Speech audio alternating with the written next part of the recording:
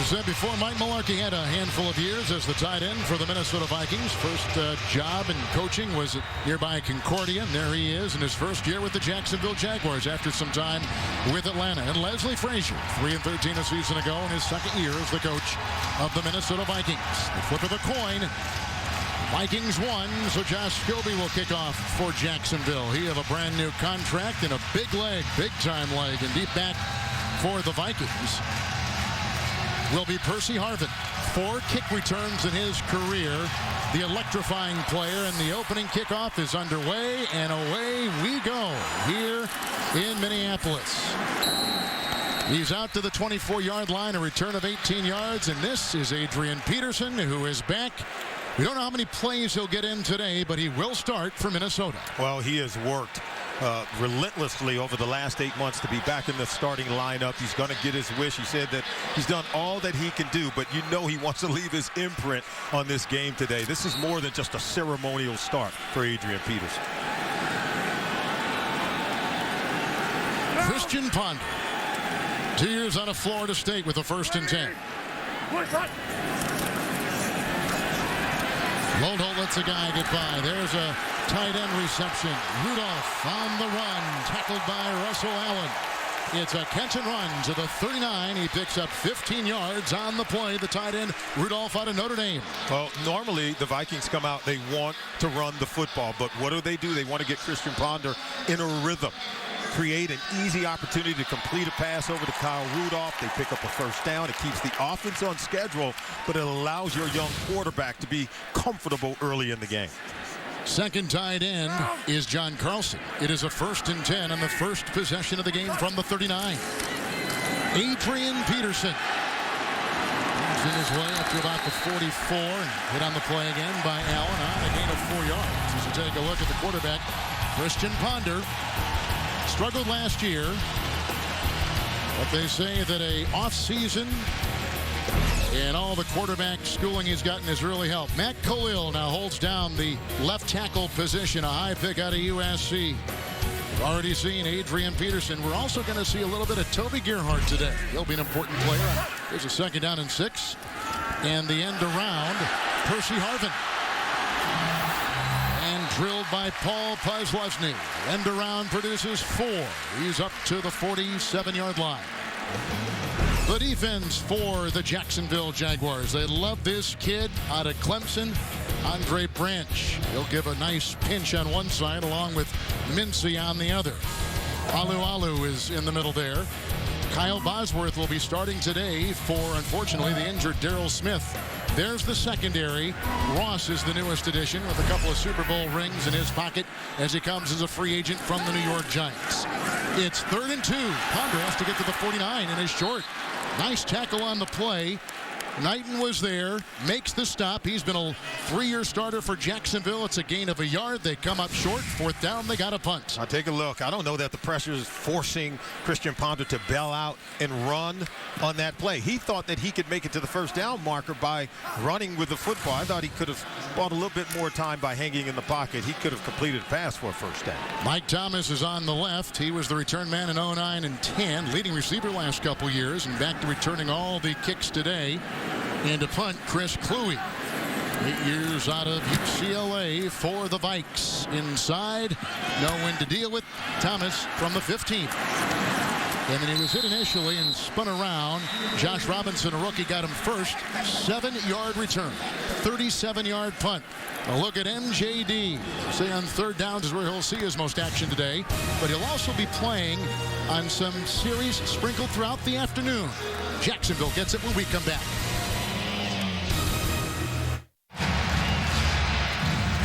First possession for the Vikings, 4 plays and punt from the 22-yard line. Jacksonville will get it 1st and 10. Blaine Gabbert is their quarterback. They're striving for more balance on offense, not all run all the time. They want to get some passing in. That means the quarterback has to operate at a high level of efficiency. Rashad Jennings in the backfield, 1st and 10. Gabbert to Jennings, who played at Liberty. Falling on him is Brian Robinson. That's a gain of 5, and he's up to the 27-yard line. Quarterback Blaine Gabbert, I hate to say it, but he was the lowest rated quarterback in the NFL last season. Yeah, but what we've seen so far from him in the preseason, Kevin, is that he is locked in on what the defense is giving him. Eugene Monroe, first-round pick himself, will have Jared Allen to go against today. That'll be a high anxiety position for him. You can see the skill players. Blackman is the rookie, but Rashad Jennings gets the start. Missed all of last season with a sprained MCL. Second down and 5. Fifth defensive back in is Robinson. Here comes Allen. Oh, look out. Down he goes. Sacked at the 19-yard line. And a flag is thrown. Is he offsides, though? He got some kind of jump. It was a late flag, I can tell you that. He even beat the officials off the ball. Allen had 22 sacks a season ago. Offside. Defense number 69. 5-yard penalty. First down. Oh, he was shot out of a cannon. Let's take a look. Let's see him up top right there. Oh, he was right on it. I thought he was right on the ball. I'm not so sure. This is real time. Eugene Monroe was still in his position. I think if we took a look at it, he was all over the snap of the ball. Reese Jones-Drew is in. It is 1st and 10. Jones-Drew squeezing through. He's up to the 35-yard line, and falling on him right there is Chad Greenway, who has led this team in tackles. It's a gain of 3. Allen, as we said before, the 22 sacks that led all the NFL last season. Tough defensive line. Kevin Williams, multiple Pro Bowls. Jasper Brinkley is now in the middle. E.J. Henderson is gone. We just talked about Greenway. Made that last tackle. He's out of Iowa. And the secondary. And they're really high on Harrison Smith, the #1 pick out of Notre Dame. He was the only captain for the Fighting Irish a season ago. Digging in is Allen. 2nd down and 7. Jennings back in. Offered a block. Fullback Greg Jones can't hold on to it. Bobbling it across the way. Incomplete pass. They had a lot of pressure on him there. Jasper Brinkley among a couple. Pressure, of course, on the quarterback by Jared Allen. They're going to have to give the left tackle, Eugene Monroe, some help on Jared Allen. Look how he gets into the backfield, still right on top of Blaine Gabbert, hits him in the leg as he's throwing the ball. And here you can see Allen's just so good getting up the field, stepping over blockers, and then getting hits on the quarterback. You can hit young quarterbacks early. That's what Jared Allen wants to do to get into the head of the quarterback. He gets in a lot of hits. 3rd down and 7. They need the 42. Monroe with the block at the tackle. Good catch on the near side by Cecil. Shorts the 3rd. The dive gets him the 1st down. He was hit on the play by Winfield among a couple. Picks up 7. Good throw by Gabbert. 1st down, Jacksonville. Kevin, one thing you're going to know about Blaine Gabbert, he throws the ball with great velocity, but look at the accuracy. That's what allows Shorts to make a move, create yards after the catch, and just nudge forward for the 1st down. It is the laser lock throw by Blaine Gabbert that allows the receiver to make a play with it after making the completion. Couple tight ends in the backfield. 1st and 10. Jennings. Good tackle. Aaron Henderson. He calls the defensive plays for the Vikings. It's a loss of 4. They'll spot him back at the 39. Oh, this is something in the National Football League that all running backs know. You've got to press the line of scrimmage. We talk about getting downhill. You try to bounce it outside. Defenders like Henderson are way too quick and good at tackling when you're running parallel to the line of scrimmage. And they're fast linebackers here, too, in Minnesota. Very fast. And that's why you've got to press downhill. And both defenses are very similar in that base cover 2 defense. 2nd down and 14. They got to get by midfield for a 1st. 5 in the secondary. Robinson, the rookie, is in for the Vikes. There's somebody jumping. That was Kevin Williams, and a flag, and Jennings. And no breathing space there. Hit that time by Greenway. But I think that Kevin Williams jumped in the middle of that defensive line for Minnesota. Boy, they're antsy. Offside. Defense number 93. 5-yard penalty. Still 2nd down. He's been a mainstay on that line. Oh, both defensive tackles jump, but there you see Kevin Williams gets off before the ball, and so he's going to draw the penalty flag, allowing Jacksonville another shot as we move to 2nd and 9. Blackman has come in. Kevin Elliott is in there, so you can see the 5 wide. 5 in the secondary for the Vikings. 2nd down and 9. Blaine Gabbert out of the University of Missouri. Shorts. Coverage in the play by Cook. Incomplete. He almost looked surprised the ball was thrown where it was. He was. He wasn't really anticipating the ball getting on top of him so soon. But look at Gabbert. He understands the blitz is coming up the middle. He throws the ball with great accuracy. Shorts have to make that catch. You have to give Gabbert, I think, a lot of credit. We talked to him, Kevin. He said, I now know what to expect from the defense. And when I can see everything, then I can let my talent and ability take over. He was able to avoid getting sacked on that play, getting the ball out quick, because there was a blitzing defender who came free. Montel Owens back there. 3rd down and 9. Offers a block, does Owens. Gabbert right on the money. That's a 1st down reception. And the first NFL catch for Justin Blackman, the 5th overall pick out of Oklahoma State. They traded up to get him. He's the future at the position. A 13-yard pickup. And it's a 1st down to the 43. Oh, he's a big-time player. He can win at the line of scrimmage. He gets outside of coverage. Watch how he comes back to the ball. A sure hand catcher of the football is the 1st-round pick out of Oklahoma State. Over 200 catches in his last 2 years combined at Oklahoma State. He's a sure-handed. He catches with his hands. And you saw it on that play. Yeah, 8th play of the drive. Jennings. Jones leading the way. Robinson was in there to make the stop. It's a gain of 3. Robinson among many. Williams jumping on him, too, down to the 40-yard line. Boy, it's what Blaine Gabbert needed. A sure-handed wide receiver like Justin Blackman. 19 games with over 100 yards receiving. It's a new school record at Oklahoma State. 38 receiving touchdowns over the last 2 years. A 2-time Fred Biletnikoff Award winner.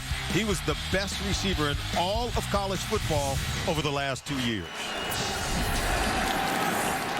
Mike Thomas in the backfield. 2nd down and 7.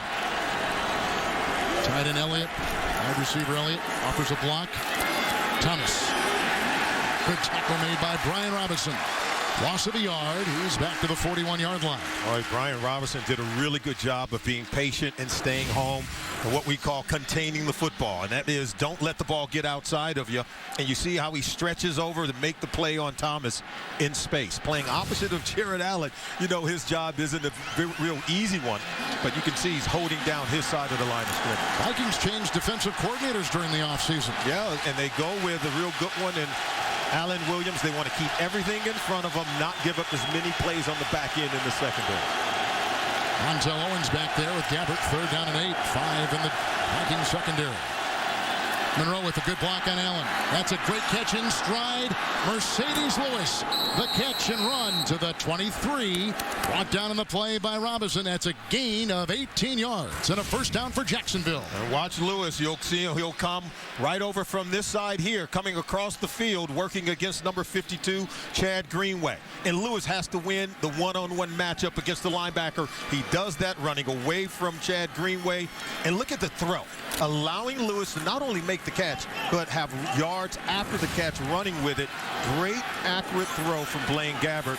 And Lewis, boy, after a down year in 2011, see what he did in 2010. He needs the same kind of season in 2012. Good open field tackle, too, by rookie Josh Robinson. 1st and 10. Jones-Drew is in. Dropped. LaRon Robinson, he's from the Dallas Cowboys. He's had a lot of stops. In fact, in the NFL, they spent a lot of money to get him part of the overhaul, the wide receiver position for the Jaguars. Yeah, he's matched up against Chris Cook. Cook wins the battle in one-on-one coverage. You expect your wide receiver to win that one, and you see Robinson. He's the veteran wide receiver. He's got to come back to the ball, much in the same way we saw from Justin Blackman. You want to help your quarterback, you've got to be able to fight for the ball and come down with it. 2nd down and 10. Jennings is in. Backfield for Gabbert. Rashad Jennings. Jones trying to lead the way in a flag blown whistle, and we got I think a false start. Prior to the snap, false start, offense number 14. 5-yard penalty. Still second down. That's the rookie Blackman. Yeah, Blackman is in there, and he was blocking. He threw a great block on the play, but he was anticipating executing his assignment. Remember, he's a wide receiver, not used to going down in the trenches and blocking on defensive ends. He was a little antsy move prior to the snap of the ball. We got 3 drop passes so far by the Jacksonville receivers. Yeah, but they were contested in terms of the defense being where they're supposed to be. But you're right, Blaine Gabbert's putting the ball where he's supposed to. Come on. Couple tight ends on 2nd down and 15.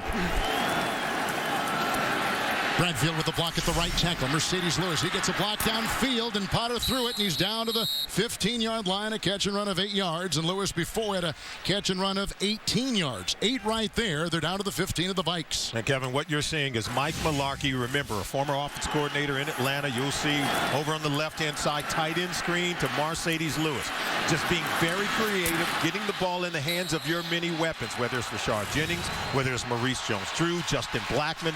We saw them attempt to get the ball over to Laurent Robinson, but just a myriad of creative ways of distributing the ball from Blaine Gabbert to his new weapons on offense.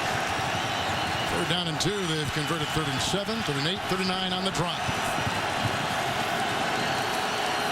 Rashard Jennings.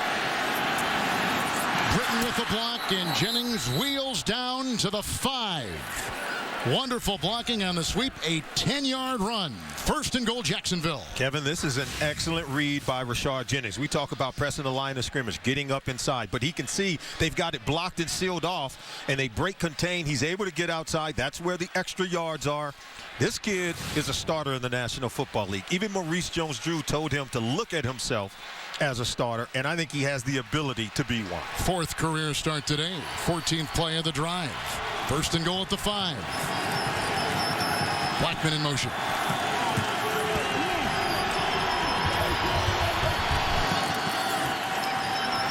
Gabbert. Blackman. A lot of pressure put on him. Allen amongst the many that came up the middle for the Vikings. Incomplete pass. Was wide open. Gabbert anticipated. He checks. He understands where he's going to cut. Look, his head all the way with Blackman. And he just overshoots him, who was working against Winfield, but they were able to rub off the veteran cornerback to get Blackman open. Gabbert's wishing he had that one back. He saw him the entire time, just did not execute the accurate throw. 2 tight ends, 2nd and goal at the 5. Blackman, by the way, dealing with an ankle he sprained in practice earlier this week. Gabbert. Jennings to the 1. Gain of 4. Jumping on him, Chad Greenway. A Pro Bowler a season ago. Jennings is a load.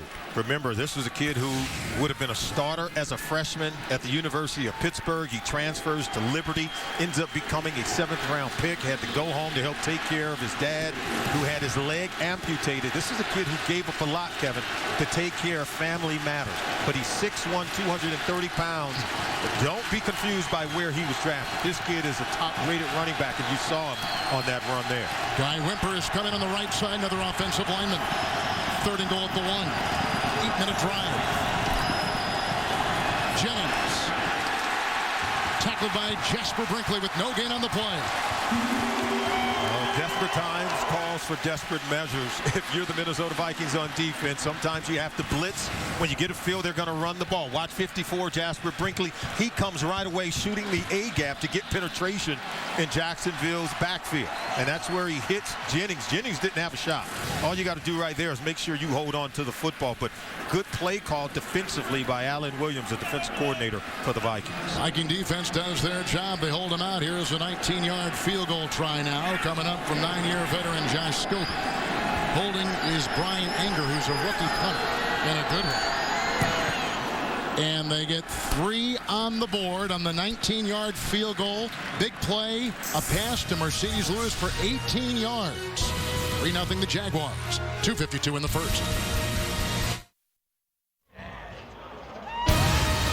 The NFL on CBS is sponsored by Southwest Airlines. Find our fares online only at southwest.com. NFL Mobile from Verizon, built to bring you the game. And by Bud Light, the official beer sponsor of the NFL. Here we go.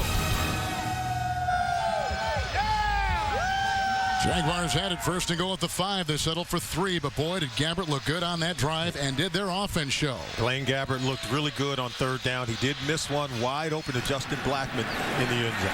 Scobie booting this. Harvin will bring it out. The Florida Gator. Former Gator brings it. Hit on the play by Brandon Marshall, who is a rookie out of Nevada for the Jaguars. 27-yard return. Little scrum there afterwards. We'll get more of Adrian Peterson when we come back to the Dome in Minneapolis.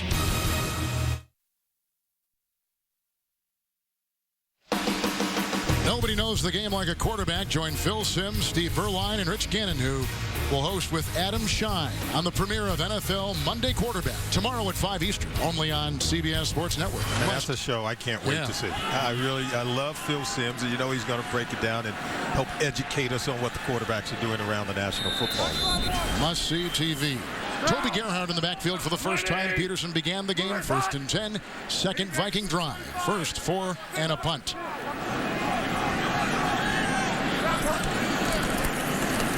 Gerhardt slowed down by Bosworth, and then they jump on him right there and hit by Andre Branch. No gain on the play. They remain at the 23. Toby Gerhardt now in for Leslie Frazier's Minnesota Vikings, in for Adrian Peterson. I think the one thing you want with Gerhardt is get him going toward the line of scrimmage. He has the ability to break tackles and get to the second level. Trying to speed things up. 2nd down and 10. Harvin is in the slot.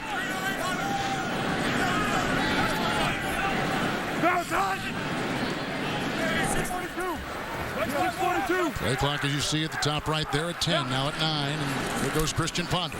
Gerhardt leading his way through, and then hit on the play by Penn State's Paul Pezlesny. That is a gain of 3, and he's up to the 27-yard line. Penetration in the backfield. Look at how many bodies he has to weave past. Defenders getting into the backfield, and just to get back to the line of scrimmage, he's got to weave and pick and poke his way before he can get any momentum. He's meeting Paul Pezlesny for a small gain. Brzezinski becomes an extra defensive back for the Jaguars. 3rd and a long 6. Sheen Mathis is in as well. Ponder almost picked off by the guy we just mentioned, Chris Brzezinski. Had it, dropped it. Are they going to call it a pick? Oh, it looked like he dropped that one. Yeah, I thought so too. We had one official downfield say yes, another said no. We said no, and it is no.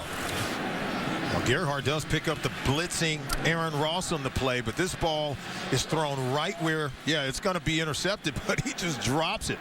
Should have been a turnover for the Jacksonville Jaguars defense. You have to take advantage of those when you're on the road early in ball games when you have that kind of opportunity. That's now 4 drops by the Jaguars. 3 on offense and 1 on defense. Great punt by Kluwe.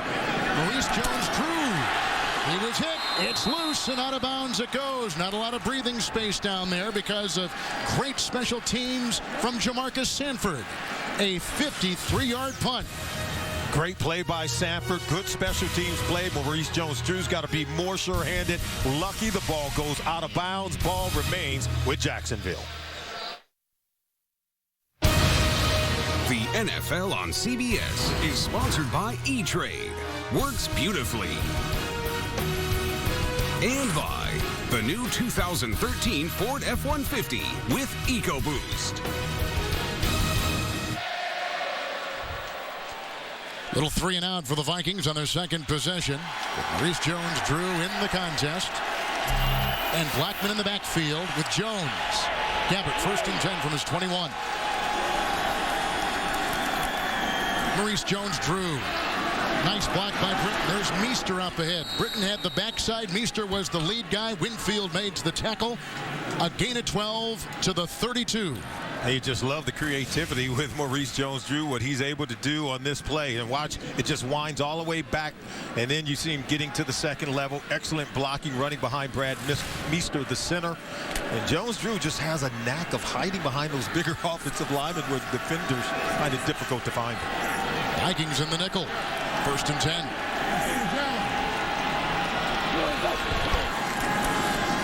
Jones-Drew. Britton with a little block. 35-year-old Antoine Winfield makes the tackle. It's a gain of 3 to the 35.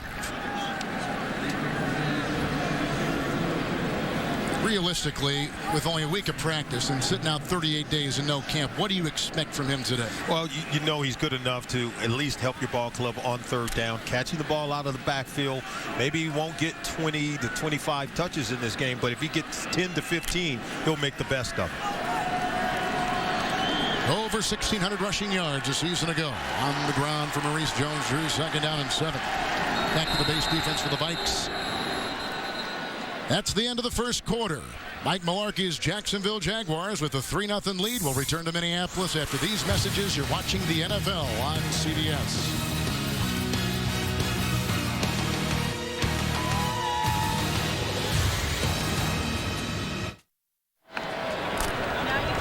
Season opener for this weekend of NFL football. Jacksonville, Minnesota here. 3-zip on a 19-yard field goal. And a good-looking first drive by Gabbert. Now we begin the second quarter. 2nd down and 7. Jones-Drew is in. Gabbert getting a block from Jones-Drew. Little pass to the wing there. And looks like the running back, Montel Owens, made a stab at it. They're going to give it to him. And Blaine Gabbert had a productive first quarter, Kevin. He came out and completed 4 of his 8 passes. Of course, he had 3 passes dropped in the first quarter, but he completed passes on third down to 3 different receivers. He did miss the wide open Justin Blackman in the end zone, but so far off to a good start. They had 18 plays of offense in that first quarter where they kept the ball for just a little over 10 minutes. Well, we thought Owens had it because the official over there really made a catch. There's somebody waved him off. 3rd and 7. 5 in the secondary for Minnesota. Oh, here they come with great pressure from Brian Robinson. That is dropped by Owens. That is incomplete. Robinson coming up the middle. Full-time starter last year for the first time. And Jacksonville's got a punt. Oh, the one thing they said they wanted to do is you could see pressure coming here from Robinson. They said they wanted to stay out of 3rd and long. They get into 3rd and 7. Defensive ends, Allen, Robinson, pin their ears back coming after Blaine Gabbert. All he can do is live to fight another day. Marcus Sherrills is back to get this punt from the University of Minnesota from the 9. Then hit on the play by Jaguar defensive player Antoine Blake, a rookie free agent from Texas, El Paso. There's a flag on the play. It was a 14-yard return. It was a 56-yard punt. Flag was thrown clear back on the other side of the field. Referee today, Robert Dalton. He has had experience as a referee in the Lone Star Conference, and that's Division II.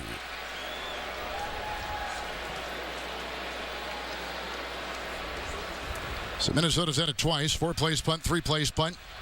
Jaguars had a beautiful long drive of 9:22, 77 yards, 19-yard field goal.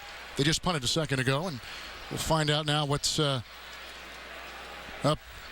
old Robert's sleeve here. You know, and the key is with these officials, as they are replacement officials, but to get it right, get the calls right on the field. Illegal substitution on the kicking team. 5-yard penalty, 1st down. Regardless of where you point, as long as you get it right, that's all anybody wants. We take a timeout early in the second. Blaine Gabbert had that great-looking first drive, but they just had 4 plays punt. Now the Vikings get the ball with Christian Ponder as their quarterback on the 29, 1st and 10. Peterson in the backfield. Adrian. There's a good lead block by Jerome Felton. He's the fullback. The drive takes him up to the 38. It is a gain of 9. That Felton, 42, he was the lead blocker on the play. Bosworth was in on the tackle along with Lowry. And you saw a little stumble there from Adrian Peterson as he tried to shift and cut and get going downhill. While it was a really good run, you're used to him being so much more explosive. See right there, just a little trip behind his fullback, but as he gets out into the open field, rarely do you see one man taking him down. Coming up square on the tackle is Lowry. And Landry got him. 2nd down and 1. Peterson. That time it's Knighton who gets him. Quickly coming through, throwing him for a 1-yard loss. Turns Knighton with the grab and the tackle. Ball back to the 36. This is a really good defense for the Jacksonville Jaguars. Even from 1 year ago, as you see them close in, Knighton just knifing in to get to Adrian Peterson.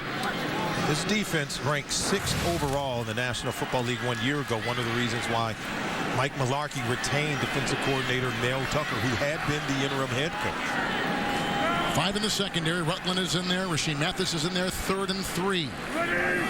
From the 36. Peterson. Khalil trying to throw a block. He didn't get it. Down, as you can see. Lost, in fact, a yard on the play. Back to the 35. It's 3 and out for the Vikings. Nice play. Andre Branch along with Russell Allen. And watch Allen. Allen will just shoot the gap. Look at number 50. Watch how he gets through there, and that's there you can see 50, 51 plus Lusney, as well as McKenzie. Kluwe will punt to Mike Thomas.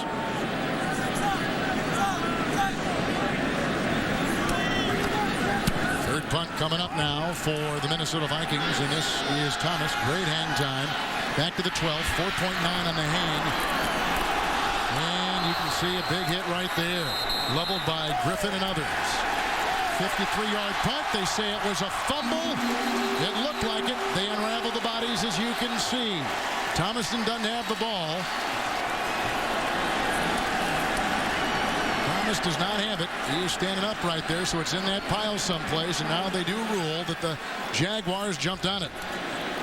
Red Ellison, 40, was in there fighting for it too, and coming up with the ball was Julian Stanford, a rookie free agent from Wagner.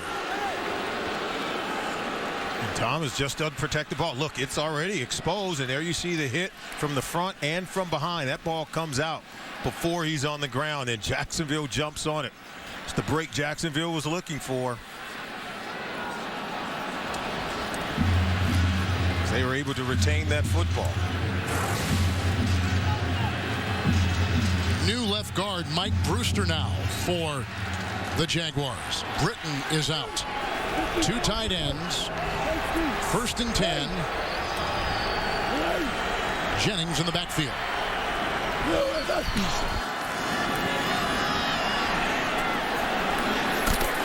Flag is thrown.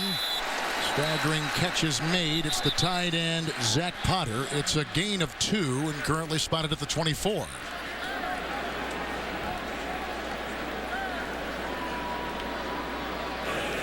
Holding. Offense number 68. 10-yard penalty. First down. It's Guy Wimper who is in. Coming up on the Verizon Halftime Report. Join JB, Dan, Shannon Boomer, and Coach Bill Cowher for NFL scores, highlights, plus a special preview of the U.S. Women's Championship Final between Victoria Azarenka and Serena Williams. All coming up on the Verizon Halftime Report. Mike Mularkey told us last night his 2 sons were born here in the Minneapolis area when he was playing here. 1st and 20 with the penalty.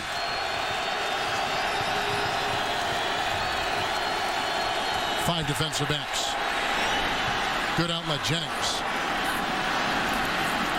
Well, he scampers free, breaking a couple of tackles. He's up to the 21. A catch and run of 9 as we catch James Brown from New York. First rookie to start week 1 for the Redskins in 51 seasons is Robert Griffin III, who started this game 7 for 7. Here's the 7th completion, guys. 88-yard touchdown reception for Pierre Garçon. Redskins lead 10-7 as they start the second quarter. Back to Kevin Harlan and Solomon Wilcox. 5 rookie quarterbacks starting opening day to begin the 2012 season. RG3 going 7 for 7 to start the game, Kevin. 2nd down and 11. What a good preseason. Gabbert. Going deep. Oh, what a catch is made. Robinson makes the grab. Smith was there. The gain is up to the 48. A 26-yard pickup and a first down for Jacksonville. Now watch this throw over the back shoulder for Robinson. Nowhere. Cook can't even find the ball. Drops it in right over the defender's head. So just a really good throw from Blaine Gabbert, allowing Robinson to make a catch on this ball, throwing it away from the oncoming safety, Harrison Smith. Robinson was cut last summer by San Diego, picked up by Dallas, had a career year with 11 touchdown receptions. Green Reese Jones-Drew is in the contest. 1st and 10 here from the 47. Gabbert. Jones-Drew. Aaron Henderson with a beat on him. The catch and run down to the 45. A pickup of 8. We pick up James from New York. Excellence is synonymous with what name? Tom Brady. We go from a rookie to an established veteran who's setting career marks as we speak. Touchdown pass number 301 for Tom Brady. Just breaks a tie with John Elway. He is now in 5th place all time. They lead the Tennessee Titans 7-3. 33 straight regular season games with a touchdown by Tom Brady. Kevin and Solomon. Finding Aaron Hernandez, who just signed a big contract with the Patriots. They got 2 tight ends that hurt. They do, 2nd and 2. Jennings bulldozing his way for a first down. He picks up 4. And they move the ball to the 41-yard line. Hey, it's not too late to play NFL.com fantasy football. Sign up today for the official fantasy game of the NFL at NFL.com/fantasy. Another good-looking drive by Gabbert in the offense of the Jaguars. Yeah, forget what you see on the scoreboard. Look at the first down totals for the Jacksonville Jaguars on offense. 8 first downs compared to just 1 for the Minnesota Vikings. They are controlling the tempo of this ball game. Base for the Vikes on defense, 1st and 10. Take to Jennings. Good job by Monroe to hold off Jared Allen. There goes a flag, and there goes Gabbert running for his life. Out of bounds at about the 39. And he picks up 2 on the play. And as we mentioned, the flag is there with 9:25 to play here in the second. And Greg Jones was blocking someone down the field. I don't know what this flag could be. Holding. Defense number 54. 5-yard penalty. First down. Looks like Chris Cook, by the way, has just left the field. May have a stinger. He's taken a seat on the bench, and Josh Robinson has taken his place in the secondary. And there's a look at a guy that Mike Mularkey gives a lot of credit to in helping Gabbert shed last year, and look forward to this. In this game, with so many young quarterbacks playing now early in their careers, Greg Olsen is one of those coaches that really makes a difference with the growth and the development of quarterbacks, something he's done throughout his career. The same with Bob Bratkowski, who is sitting upstairs helping to develop a player like Carson Palmer, now working in Jacksonville with Blaine Gabbert. Griffin is out on that line. In there for Jared Allen. Here's Maurice Jones-Drew on 1st and 10.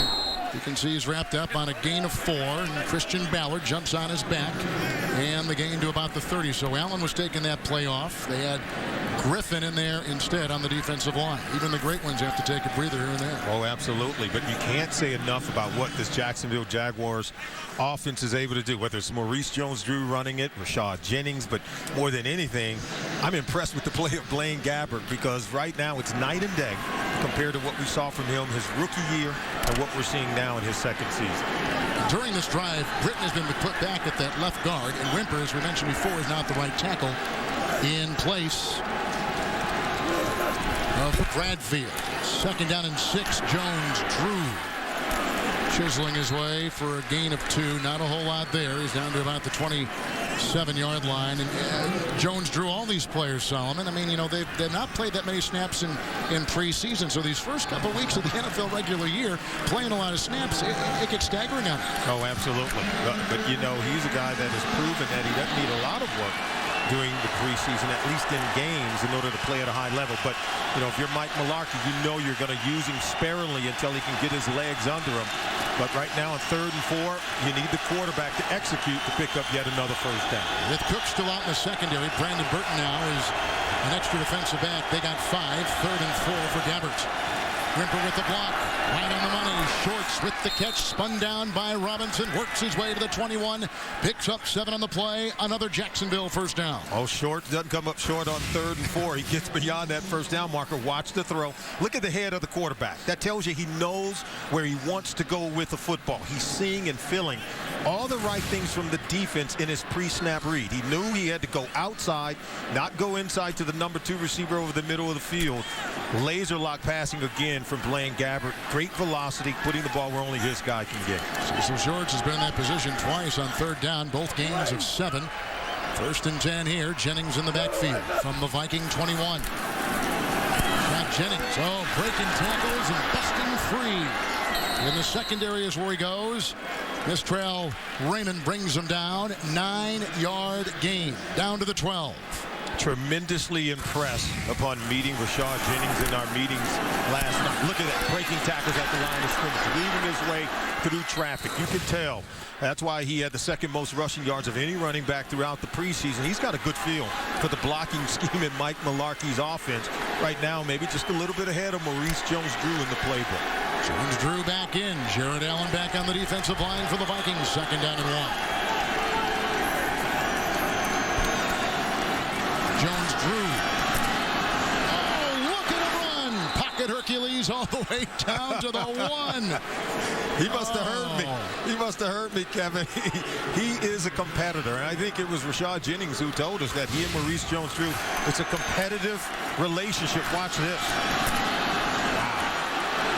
A lot of pads popping on opening Sunday in the National Football League, but they do push one another. It's a really good relationship between both running backs. Rashad Jennings lived with Maurice Jones-Drew the summer before he was even drafted by the Jacksonville Jaguars.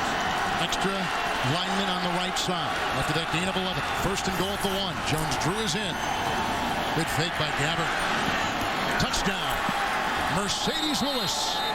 A 1-yard strike. And 9-0 Jacksonville. Oh, this is just a well-crafted play by Mike Mularkey and his offensive coaching staff. Look, back of the end zone. He's wide open from the word go. The defenders don't see him. And Lewis is a big, tall, 6'6" wide receiver. How can you miss a big target like that standing in the back of the end zone? How about this? Didn't have a touchdown reception last season. Had 10 the year before when he was a Pro Bowler. There's Scobie now to try the extra point. Boy, does Jacksonville look good on 2 of their 3 possessions. Long drives, and that was blocked.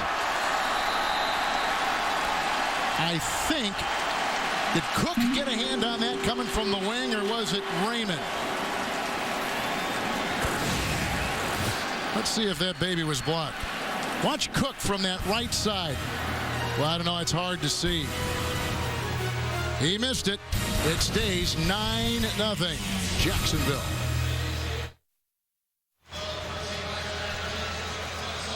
Mercedes Lewis with the touchdown reception. Former Mackey Award winner at UCLA. First round pick. Blaine Gabbert, 9 of 15 in this game. A touchdown pass of a yard. The subsequent kickoff by Scobie. And this is going to drive Harvin out of the end zone. So now the Vikings will get it. They had a 1st down early in the contest. Nothing since. 3 consecutive punts. Jones-Drew had an 11-yard gain. Then the 1-yard touchdown pass to Lewis. Extra point missed. 9-0 Jags. The NFL on CBS is sponsored by Geico, where 15 minutes could save you 15% or more on car insurance. The Home Depot. More saving, more doing. That's the power of the Home Depot. And by DirecTV. If you call yourself a sports fan, you got to get DirecTV. Call 1-800-DirecTV. Coming up next, it's the U.S. Open Women's Championship between the top seed Victoria Azarenka and Serena Williams. And Monday at 4 Eastern, it's the Men's Championship between Andy Murray and Novak Djokovic right here on CBS Sports. Well, we're in the 2nd quarter. Rapidly moving game. 5:21 to play. 1-yard touchdown pass moments ago. What's your read so far on what has been, I think, somewhat of a surprise here in Minnesota? Well, the Vikings offense under head coach Leslie Frazier has really struggled. They had a 1st down on the opening play of the game, and they have had no 1st downs since then. They've got to find a way to get Adrian Peterson going. Toby Gerhardt. They have not taken any shots in the passing game down the field to force this defense of the Jacksonville Jaguars to back away from the line of scrimmage. Peterson is in. 1st and 10. Ponder. Incomplete. And looking for Michael Jenkins, the ex-Atlanta Falcon. Incomplete across the way. 2nd down and 10. Follow the head of the quarterback. He'll take you right over to the wide receiver. This ball's going to be thrown just a little bit behind him. And yes, he does slip. But if you're Michael Jenkins, you've got to be able to find a way to make a play for your quarterback. Christian Ponder did struggle with accuracy 1 year ago, and I think he had the receiver open, could have delivered a better throw. Burton is a new receiver. 2nd down and 10. Mincy right in the grill, and there's Rudolph with another catch, and he's hit by Ross among others. Almost at the line of scrimmage. He dug for 2, and he picks up 2 yards on the play. Rudolph is a guy that they like a lot. Had 8 starts a season ago. Well, they try to fake one way and hope that the defensive end will bite, but Mincy stays up the field, putting pressure on Ponder, forcing the early throw to Rudolph. Nonetheless, they're still put in that same situation. 3rd and long is not where Christian Ponder in this offense wants to be, because now Jacksonville is going to come after their young quarterback. quarterback. 6 defensive backs for the Jags. 3rd down and 8. Locating the blitzer. They need the 30. Ponder. Rudolph. That's a first down. Tackled by Dwight Lowry. Moves the ball up to the 37. Picks up 15 on 3rd and 8. Vikings will move the chains. So much for young quarterbacks is understanding what the defense is doing. Aaron Ross faked as if he was going to blitz, but Ponder had made up his mind. He wanted Kyle Rudolph, the big tight end, in the underneath coverage, and Ross couldn't get back to defend that area, so he got caught out of position. Christian Ponder made him pay for it. Toby Gerhardt has now come in. 1st and 10 from the 37.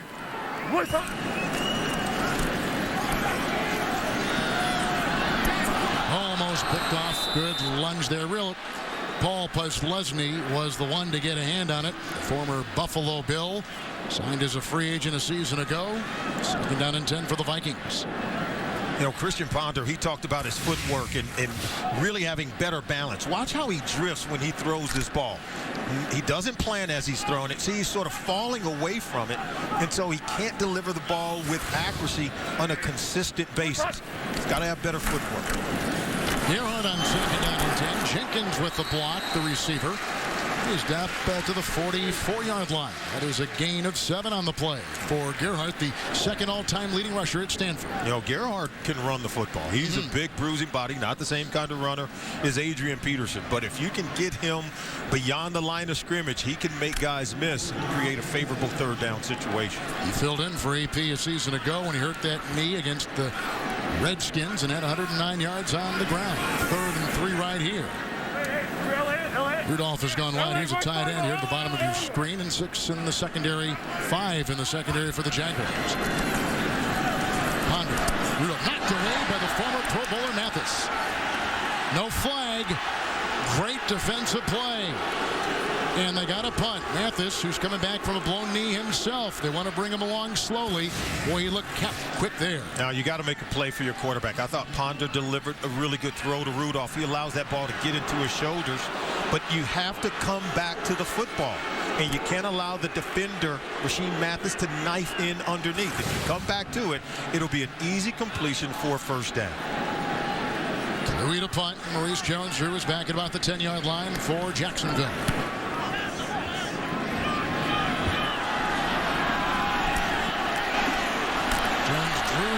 Stuck on the play by Red Ellison. 4-yard return, 41-yard punt.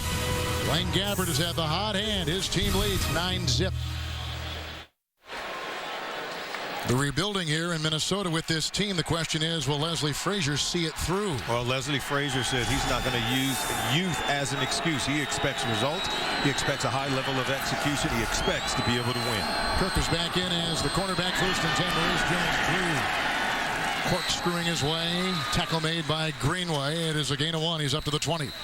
Kevin, we have 5 rookie quarterbacks starting opening day. First time that's happened since the merger in 1970. Andrew Luck, he's the 1st overall pick. He's starting on the road against the Chicago Bears today. RG3 for the Washington Redskins as the 2nd overall selection. We already showed you he's getting off to a raving start on the road against the New Orleans Saints. Of course, young quarterbacks have been starting now for quite some time. It was Blaine Gabbert 1 year ago. He came out with a phenomenal class, but we've got 3 other rookie quarterbacks starting around the league today as well. Nwaneri is down, the right guard. He had an ankle coming in, and they're looking at the ankle right now. We take a break. The NFL on CBS is sponsored by KFC. Come in today and taste why fresh is better.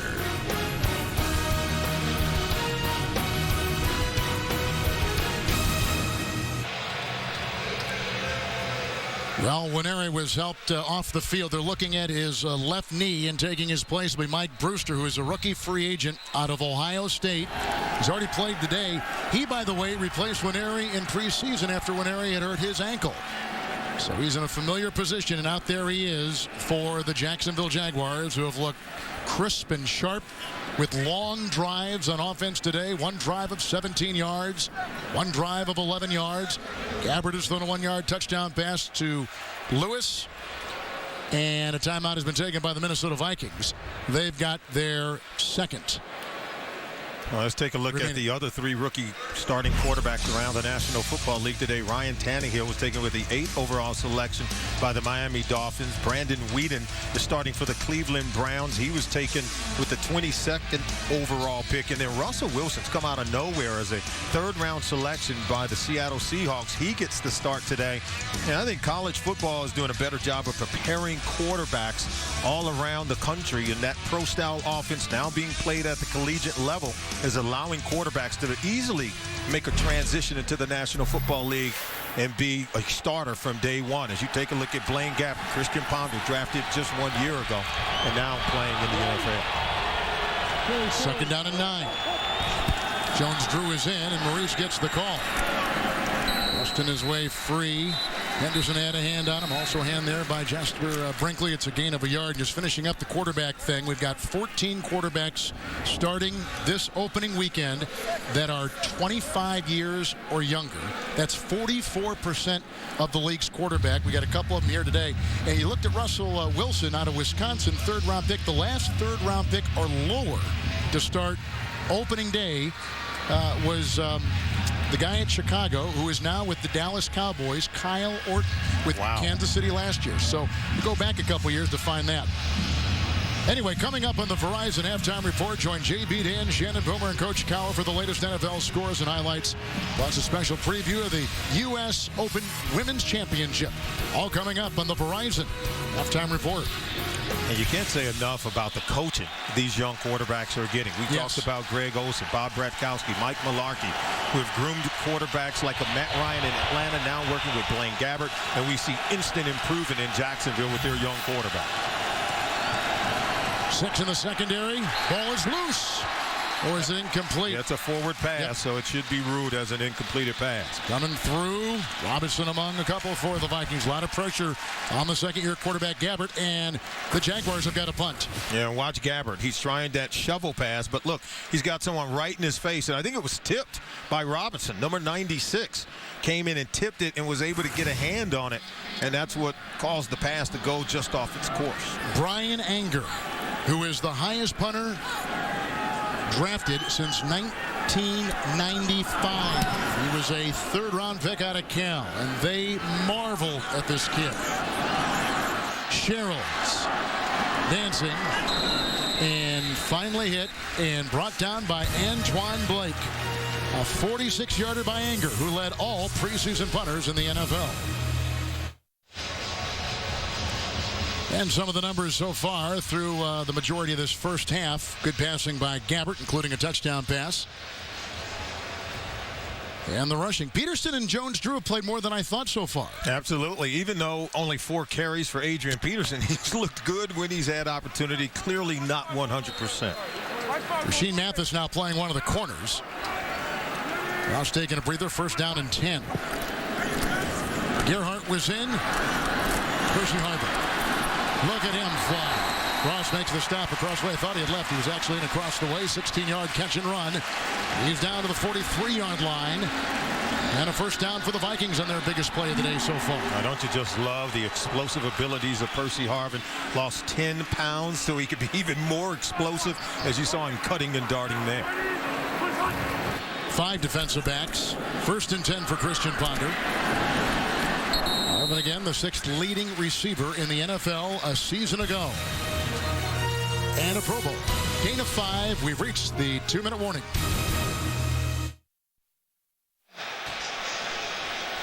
The numbers in the first half so far for Adrian Peterson, who blew the knee last Christmas Eve. Yeah, 8 plays, 4 touches, 10 total yards. He's had some positive runs where you can tell, though, he's not yet at full 100%.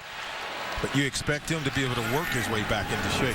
Gerhardt is in. Nickel for the Jaguars. 2nd down and 5. Harvin. Rudolph with a block. Missed tackle by Posluszny. Scampering out of bounds. Percy Harvin to the 27. It is a catch and run of 11 yards and a 1st down for the Minnesota Vikings. And right now, hands down, Percy Harvin is the most explosive weapon in this Minnesota Vikings offense. And so their offensive coordinator, Bill Musgrave, doing whatever he can creatively to get the ball into the hands of Percy Harvin. And there you see why. And remember, he wanted to talk to the coaching staff this offseason. It wasn't about money, Kevin. It was about his role in the offense to make sure that he could yield the highest amount of production. He was 58% of the snaps in the game. He did so much for the offense. Peterson is in and tumbles ahead. His best run today. He's down to the 19-yard line. He picks up 8 on that 1st and 10. Well, you're not going to keep Adrian Peterson on the sideline, and you're not going to keep him for producing runs that not only getting back to the line of scrimmage, but he's been able to break a few. We talked about him not being at 100%, but he's helping his team. 2nd and 2. Jenkins with the slant down to the 5. Hit by Ross and Buzz Lesney. 14-yard pickup. Good throw by Ponder. 1st and goal. Will they spike it or take a shot in the end zone? Timeout. They call time. How about Ponder? He has his offense on the move, knocking at the door to get into the end zone. A very anemic first quarter of the ball game for Leslie Frazier's offense, but here at the end of the second quarter, his offense has taken on some life. Thanks to Percy Harvin, thanks to Christian Ponder making some plays on 3rd down. A nice slant route to Michael Jenkins, knifing into the defense with 3 defenders all around him. Ponder's able to squeeze it into Jenkins, who makes the catch. Harvin has had a couple of catches on this drive of 16 yards and 11 yards. Catches and runs. 8-yard run by Peterson. A 14-yard catch moments ago by Jenkins. You can see Ponder 4 for 4 on this drive. He's gotten better as the game has gone on. If you take a look at Bill Musgrave, the offense coordinator, had been in Atlanta with Mike Mularkey, now the head coach with the Jacksonville Jaguars. Both run the same kind of offense. They want to build the run game and then hit some play action passes to get this offense going. Musgrave was also in Jacksonville 2 years, an offensive coordinator in 2003 and 2004. What do they want from Christian Ponder? Make the easy throws. When you have a chance to get the ball to the receiver, you've got to be able to hit them in stride and allow some yards after the catch. Base defense, 1st and goal at the 5. Peterson. You see the pile that ensues. He's down to about the 3. He concedes that left leg is not 100%. But he does have a nose for the end zone. He does. We talk about 10 or more rushing touchdowns. Every year he's been into the National Football League, he just has a knack. He gets real strong. He's like a rhino when he gets close to the goal line. 2nd and goal at the 3. Harvin atop your screen. Peterson, touchdown.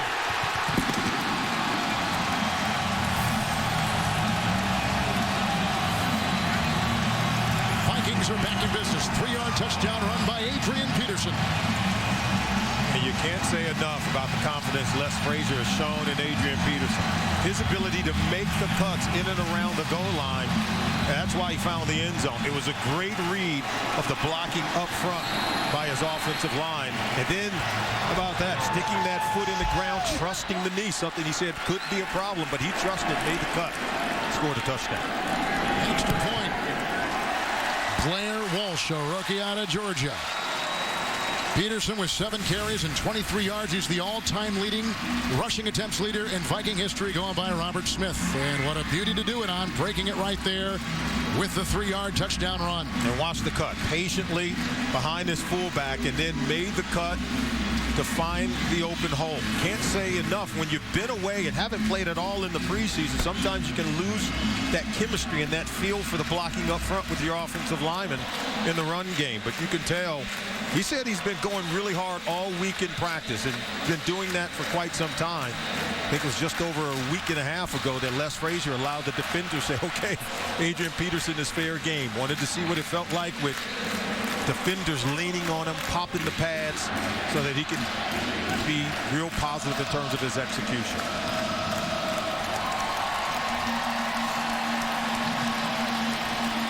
So after 4 possessions and 4 consecutive punts, they get a good-looking drive. Big plays, Harvin with catches and runs of 16 and 11. AP had an 8-yard run. Jenkins had a 14-yard catch. 7 plays, 59 yards. And the Vikings to within 2. Subsequent kickoff, Jalen Parmalee. The ex-Baltimore Raven will take it out of the end zone. Stuck. And out. Good hit that time by Ballard. 21-yard return. Sherlock Holmes is back, and in a city with unsolved crimes, he's the biggest mystery of all. Elementary premieres Thursday, September 27th, only on CBS. Jacksonville, 2 timeouts. Vikings have 1. How big was that drive just before the half by the Minnesota Vikings offense? Christian Ponder shaking off the cobwebs, getting it going. And that offense needed to lift this defense. Defense has been hanging in there. Now Jared Allen gets to pin his ears back to come after the quarterback. When Erie is back in the game after hurting his knee and ankle, and he'll go to a knee himself, and Mike Mularkey is going to take this one to the locker room and lead by 2 on the road. Jones-Drew coming back with 8 carries and 36 yards. Peterson 7 carries and 23 yards and a touchdown. That's the end of the first half. We'll be back with the Verizon halftime report after this message and a word from your local station. You're watching the NFL on CBS with the return of Peterson and Jones to the NFL, the top 2 rushers since 2007 in the league. We take you to New York after this on CBS. Gabbert a 1-yard touchdown pass. Peterson a short touchdown run. That's our story. Yeah, and I'm impressed with the growth and development of both of the young quarterbacks. Even more impressed with what I've seen from Blaine Gabbert. But Christian Ponder able to get a scoring drive at the end of the first half. And I'm looking for more here in the second half of this ball game from both young quarterbacks. All right, now let's take a look at our ultimate play here from DirecTV and the picture cam. Watch the block by 33, the fullback Greg Jones, who buys time for his quarterback Gabbert, who finds the angular tight end Mercedes Lewis in the back of the end zone. And through 30 minutes of play, here are some of the numbers. Oh, the drop passes have really hurt the Jacksonville Jaguars on offense. Remember, Blaine Gabbert missed a wide-open Justin Blackmon in the back of the end zone. So while they've been the most productive offense, they've had some issues and some problems with the point of just being more consistent. When the ball's been thrown to you, you got to catch it. Here's the kickoff to begin the second half. Parmley will leave it in the end zone for the Jacksonville Jaguars. And Blaine Gabbert will come back out there. We talked in the beginning of the show how criticized he was for his play last year. Walk us through what has happened from the end of last season to what we're seeing today. I think really you remember last year we talked about how he was skittish and unsure of himself in the pocket. Well, how about this? He didn't have the OTAs, the mini camps with the NFL lockout 1 year ago, and so he was just thrown into the fray 1 year ago. But now with a full complete offseason with Mike Mularkey, with Greg Olsen and Bob Bratkowski now coaching up, I'm seeing a more confident, more sure Blaine Gabbert at the quarterback position. Chris Jones-Drew is in, and he gets it on 1st down and 10. Cutting nicely. And he was hit on the play by Guyan, who's playing with a bad knee. That's a gain of 3. Wimper continues to play at the right tackle with the injury to Bradfield, the ankle injury. And that's a look at what the resume in the first half looked like for Jacksonville. Yeah, you can see Jacksonville, they scored on 2 of their 3 first possessions of the game, and yeah, they've had to punt. They ran out of plays at the end of the half, but on every possession, Blaine Gabbert has had his offense moving. He's been very certain of what the defense has given him, and he's taken advantage of the opportunity. Brewster playing for Britain at the left guard for the Jaguars. 2nd down and 7. Wow. Flags blowing that dead in mid-motion. Prior to the snap, false start, offense number 68. 5-yard penalty, still 2nd down. It's going to be Guy Wimper right there at that right tackle position. A little movement, jump, and still didn't block the end man on the line of scrimmage. He was really preoccupied by Brian Robinson, the defensive end. Extra defensive backs now have come in for the Vikings. Josh Robinson, 3rd-round pick out of Central Florida. Jones-Drew remains 2nd down and 12. It's on the money, and it's caught by LaRon Robinson. 25-yard line, gain of 7 on the play. Robinson gets his 2nd reception of the day. He wanted to be explosive coming out of that cut. He ran right out of his shoes. have to It's be pretty explosive. They have to be able to get it back on, or he's going to have to come out of the huddle. He was with Mike Mularkey in Atlanta back in 2008, so Mike knew all about him. There you see him. Look at him make a cut. Runs right out of his shoe. I smell a commercial there. 3rd and 5. 5 in the secondary. Gabbert. Owens. First down. Shoved out of bounds by Winfield. Pickup of 8 on the play. It was 3rd and 5. And spot him at the 33. When you talk about Gabbert and his toughness, he's been questioned about his toughness. Watch him take a hit. He's going to be hit and hit hard by the defensive lineman. But boy, did he deliver a strike clear to the other side of the field. That ball was on the money. And he's been questioned in terms of area of his toughness in the past. I don't think we can question it anymore, Kevin. I saw him in the preseason, and you saw him just right there, staring down the barrel, delivering a strike to pick up the first down. Everson Griffin got him that time. Back to 4 in the secondary. 1st and 10. Jones-Drew. Blocked by Monroe. And the defense converges and brings him down. 4-yard gain. Tackle made by Harrison Smith among many for the Vikings, and they'll put him at the 37. I just love the nuances in Mike Mularkey's offense. It looked like Blaine Gabbert was going to run the ball on that play, and then he hands it off underneath to Jones-Drew coming back the other way, and they're able to take advantage of the flow of the defense and that counteraction. I think just one of the more creative play callers we have in the NFL. This is Bob Bratkowski, the offensive coordinator. 2nd down and 6.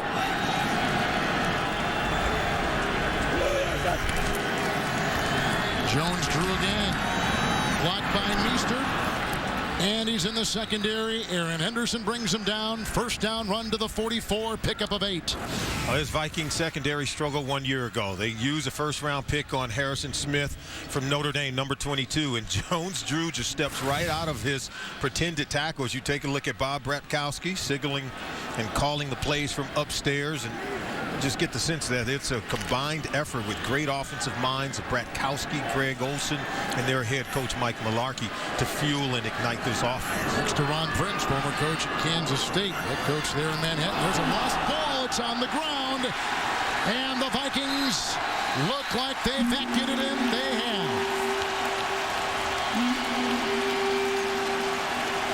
A momentum killer for the Jacksonville Jaguars as the center quarterback exchange between Brad Meester and Blaine Gabbert leaves the ball sitting on the carpet here at the Metrodome. This is just too easy for the Minnesota Vikings, creating their first turnover of the game. And watch the snap from center. He just didn't get it up. Gabbert never really got the ball from Meester. Get it in his hand. Did not get it fully up into his hands. That ball's still on the carpet, and look at the Vikings. They just feed on it. Kevin Williams looked like he came up with it as he flips it over to the official. First down and 10, Adrian Peterson. Gigantic hole, and there he goes. Brought down from behind by DeJuan Landry. It's a gallop of 19 yards. They'll put him at the 25. It's a first down for the Vikings. And all you could say is wow. Right, Captain? 8 months from reconstructive surgery on that left knee, and look at the explosive ability. You get him going downhill. We already showed you he can make the cut, and why we didn't expect him to be back at 100%. We did say this was more than just a ceremonial start for Adrian Peterson. Nickel secondary. Mathis is in. 1st and 10, 25. Great catch by Percy Harvin at the 10. Bounds and gets down as far as the 6. The pile continues to move. And you know what? This is an excellent play call by Bill Musgrave for the Minnesota Vikings. They come off and run it off tackle with Adrian Peterson. What do, Kevin? You come back with play action pass. Watch the fake to Peterson, knowing that you want Percy Harvin behind it. And that sucks the linebackers up to the line of scrimmage, creating a window to get the ball to Harvin at the second level. So one play sets up another for Bill Musgrave. It is 1st and goal from the 6-yard line. Peterson remains. Rudolph is in motion. Adrian Peterson.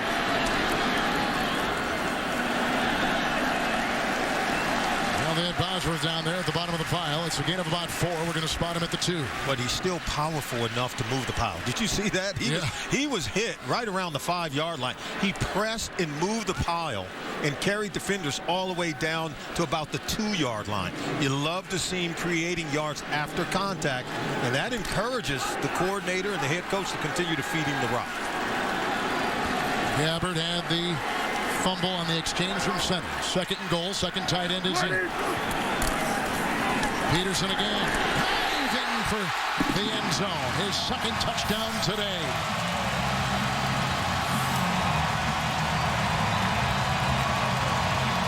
The Vikings cash in on the fumble by Jacksonville.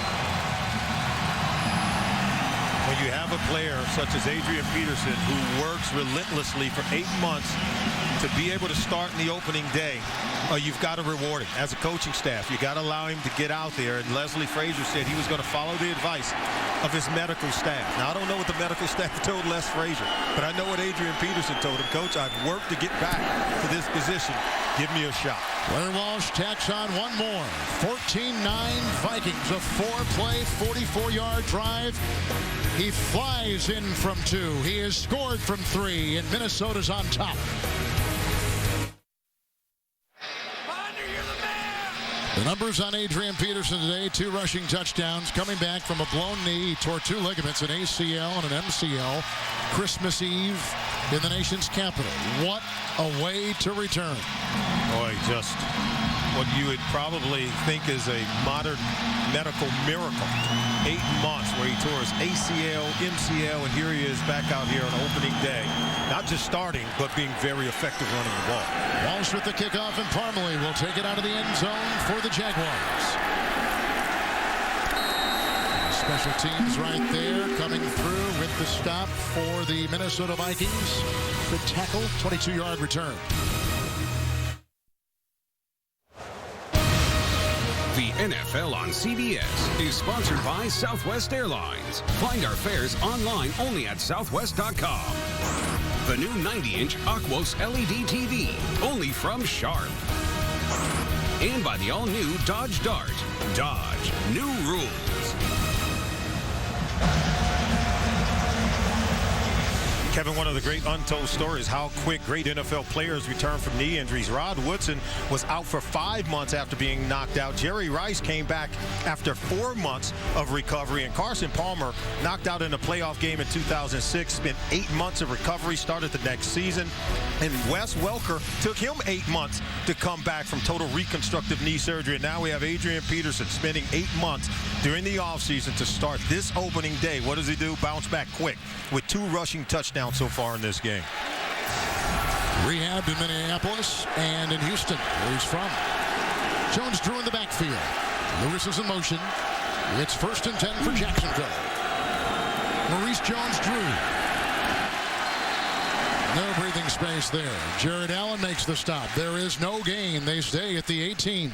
Jacksonville Jaguars have left plays on the field. Remember early in the first quarter, he misses a wide open Justin Blackman. Could have been a touchdown. And then the missed extra point, or actually it was blocked. That left points on the field. And in the center, Brad Meester not able to get the ball to Blaine Gabbert. That creates a fumble. So now you see 3 drop passes also in this game. Boy, if you're Mike Mularkey, you've got to be really disappointed knowing that you can still have the lead in this game if you maximize those opportunities.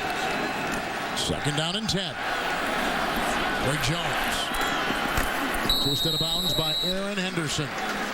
Jones has been a lead blocker for some pretty good backs over his career. One, Fred Taylor, and now Maurice Jones-Drew. That's a pickup of 8, and they're going to put him at the 26. Again, Blaine Gabbert, as he rolls out, he's making completions. I think that's the good thing. Remember, he barely completed just 50% of his passes 1 year ago. And, yeah, he has to get it over a rushing defender. So Greg Jones goes up to get it.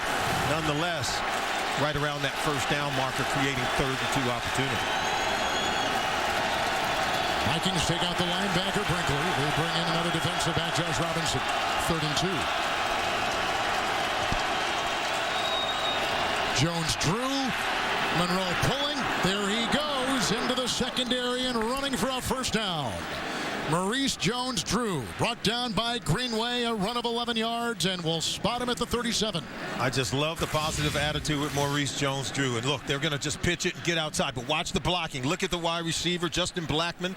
He's blocking downfield. When you have wide receivers who block in the offense, it really does affect, in a positive way, your ability to run the football. And Maurice Jones-Drew, when we met with him, 38-day holdout, he's not bitter. He came back with the right attitude. You can see him contributing in today's game. Jalen Parmley is in the backfield now with Jones in a 1st and 10.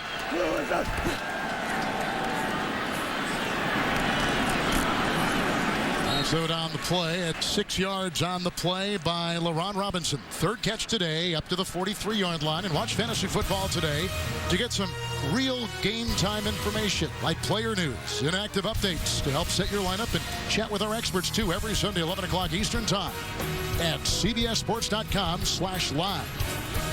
2nd down and 4. On this drive, an 11-yard run by Maurice Jones-Drew, a catch and run of 8 yards by Greg Jones. Parmley remains in the backfield.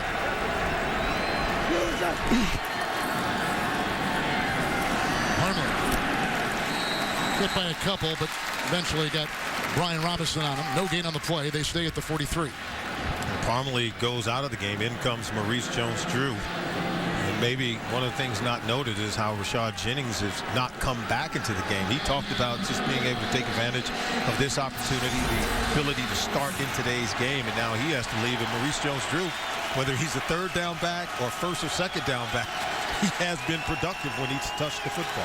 And again at that right tackle, Guy Wimper is playing for the injured Cameron Bradfield, who twisted a knee and an ankle, we're told. 3rd and 4.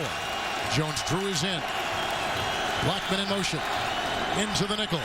Good block by Monroe. That was batted down. What pressure. Robinson coming through. Takes a swipe at the ball. And Jacksonville has got a punt. Oh, this is just a great play by Brian Robinson, because Maurice Jones-Drew, we talk about chipping defensive ends when they're trying to rush the quarterback. Watch Jones-Drew. He chips away, but then Robinson stays in position and is able to bat down that pass. He did not allow Maurice Jones-Drew to knock him off path. He gets right back outside and still makes a play on the football. That's just a great heads-up play by the defensive end. Ryan Anger will punt. Shields is back inside the 10. Long snap from Kane.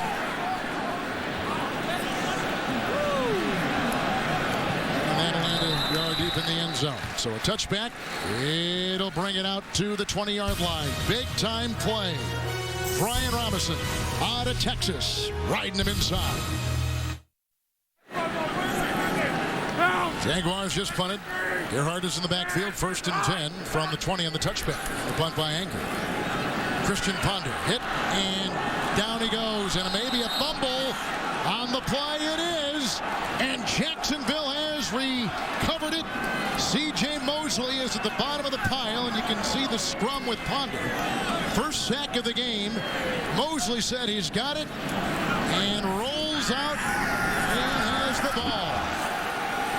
Minnesota Vikings have now allowed a sack in 33 consecutive games. It's the longest streak of any team in the National Football League. And you can see as the pocket begins to collapse, Ponder, he strives to get out of there, but he doesn't protect the football. Looked like Terrence Knighton was able to collide in there and get the ball out. As you said, Mosley came up with it. There's Knighton hanging on, stripped the ball out. Mosley pounces on top of it. Big time play for Jacksonville as they look to regain the momentum in this ball game. 14 unanswered points by the Vikings. Adrian Peterson, 2 short touchdown runs. Now a big break for Jacksonville from the Vikings 16 with Jones-Drew in motion and the backfield empty. 1st and 10 for Gabbert. He gets away and on the fly. Being chased on the near side by Aaron Henderson. Runs the quarterback out of bounds. It is a gain of 4 yards, and they'll put him at the 12. Poised under pressure. He understands a spin move as Robinson comes underneath, and so Gabbert gets outside. He's not going to throw the ball in harm's way, keeping himself, get what he can, and then get out of bounds. Let's see if he can make a play now down inside the red zone, Kevin. Back to 4 defensive backs for the Vikings. From the Viking 12, 2nd down and 6. When Gabbert fumbled the last time, It was kind of a common scene from last year. He had 14 fumbles a season ago, tied for the most in the NFL. Now he'll try to take advantage of a Ponder fumble. Jones drew. Jones with the block. Look at Jones, clear timber, and down to the 8-yard line goes Maurice with a gain of 4. Such power, such balance. You know, he talked about it. He and Adrian Peterson said, what is it today about the National Football League where we want to devalue the importance of what running backs mean to a winning football team? And he said, you can't win a Super Bowl unless you have that dominant runner, unless you have a guy who can really add balance to your offense and run the football. He knows it all too well as you take a look at Christian Ponder, hoping to get some help from his defense. Montel Owens in the backfield with MJD. He now goes in motion. Jacksonville 7 of 11 on third downs today. 3rd and 2. Gabbert may have been deflected. Probably was. I couldn't tell. There was so much congestion up the middle. They were flying in there. Allen had a hand in the air and pressure. Now watch this. Gabbert is waiting for Maurice Jones-Drew to come out of his break. So he held it as long as he could. But Jones-Drew, the intended receiver, didn't get to the spot, didn't beat the linebacker and get inside as soon as Gabbert had expected him to. So he couldn't hold on to it any longer, forced to get rid of it. Maybe Kevin Williams on that one. I'm not sure. Anyway, it's a 26-yard field goal. Scobie will try to put 3 on the board and cash in to a degree on the fumble by Ponders. 3 more from Mike Mularkey's Jacksonville Jaguars in a 2-point game. The NFL on CBS is sponsored by Frost Brewed Coors Light, the world's most refreshing beer. And by McDonald's. I'm loving it.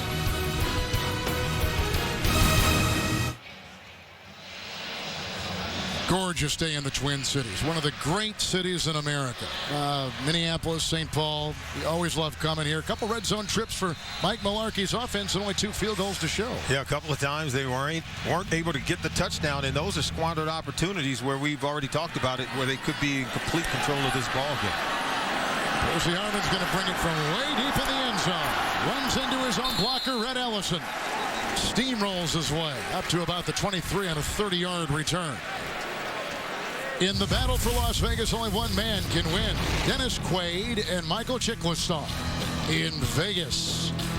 Premiering Tuesday, September 25th. Only on CBS. 1st and 10, Ponder. Fumbled last time. A field goal at 26 yards by the Jaguars and Scobie. Here they get it again. Prior to that fumble, Christian Ponder had led his offense on drives for touchdowns. 2 consecutive possessions where they scored a touchdown.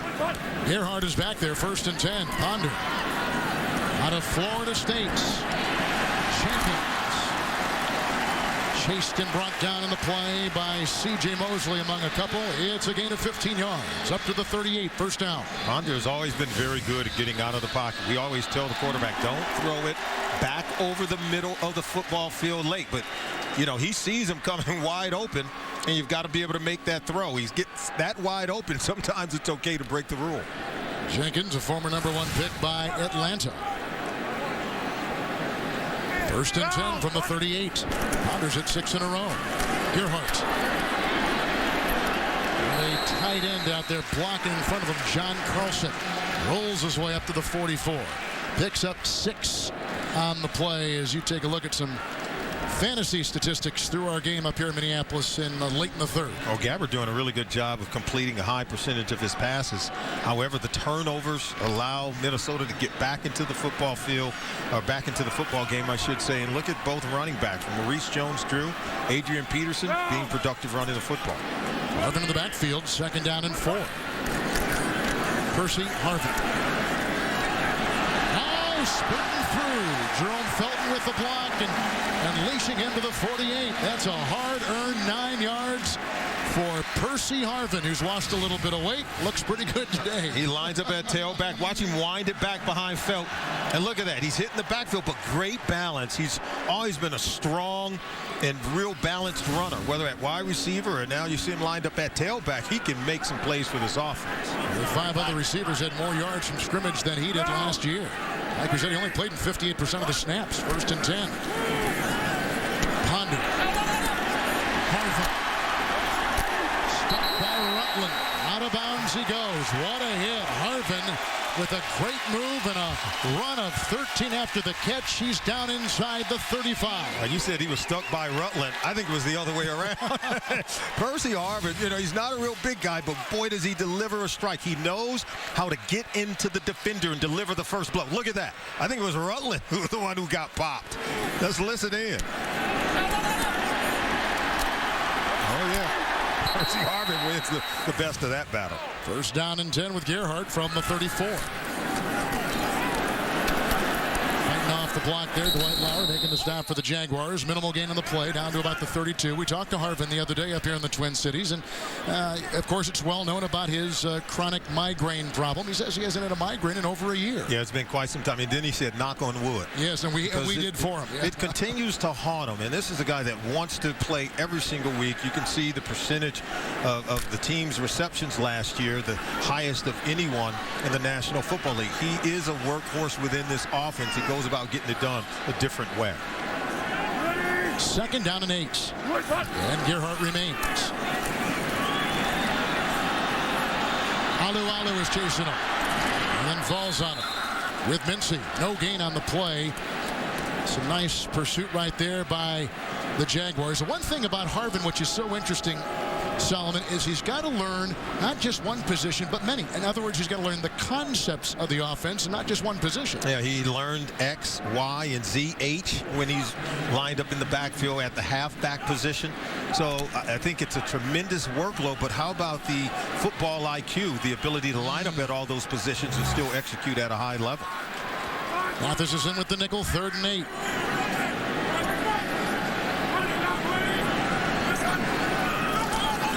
Blocked by Gerhardt. Ponder. He's got his tight end. What a catch.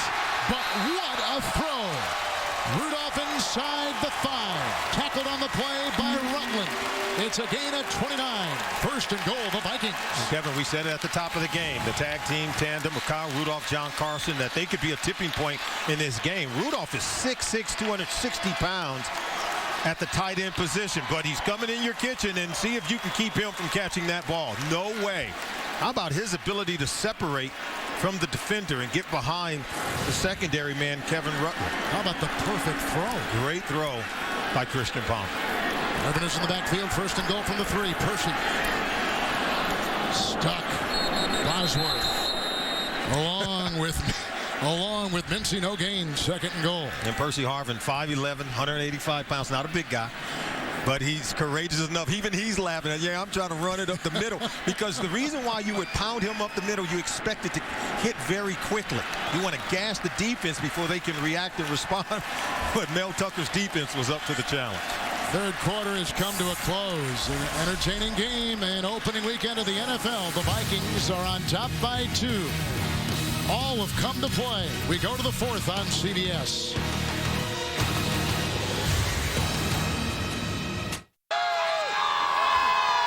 Well, they're not using the word rebuild here in Minneapolis with the Vikings, but it's obvious they're trying to overhaul positions. Young quarterback, new secondary, and right now they got a 2-point lead on opening day over Jacksonville. And right now they need to be able to execute down inside the red zone, an area where Jacksonville has not been too great. Peterson is in, 2nd goal at the 4.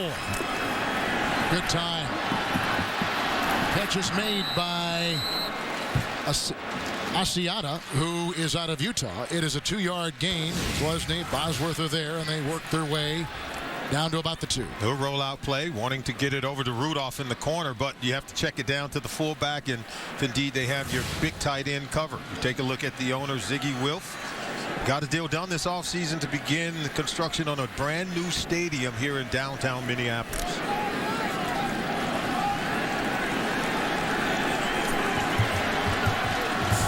Goal at the 2 with Peterson in. 2 tights. Now they're chasing him. Ponder dropped. Good defense that time by Russell Allen. He was all over the tight end, and the pressure came up the middle. It's 4th and goal, and they'll have to settle for 3. Well defended. They have Rudolph in the back of the end zone, Carlson right in front of Allen, and both are covered. So you can't defend it any better than what Mel Tucker's defense did on that particular play. They came up huge down inside the red zone, keeping Minnesota out of the end zone. Good move, too, by Aaron Morgan. He's 3 years out of Louisiana Monroe. Now Brian Walsh will try a 20-yard field goal to annex the lead for the Vikings. And does. Minnesota by 5. Less than a minute into the fourth.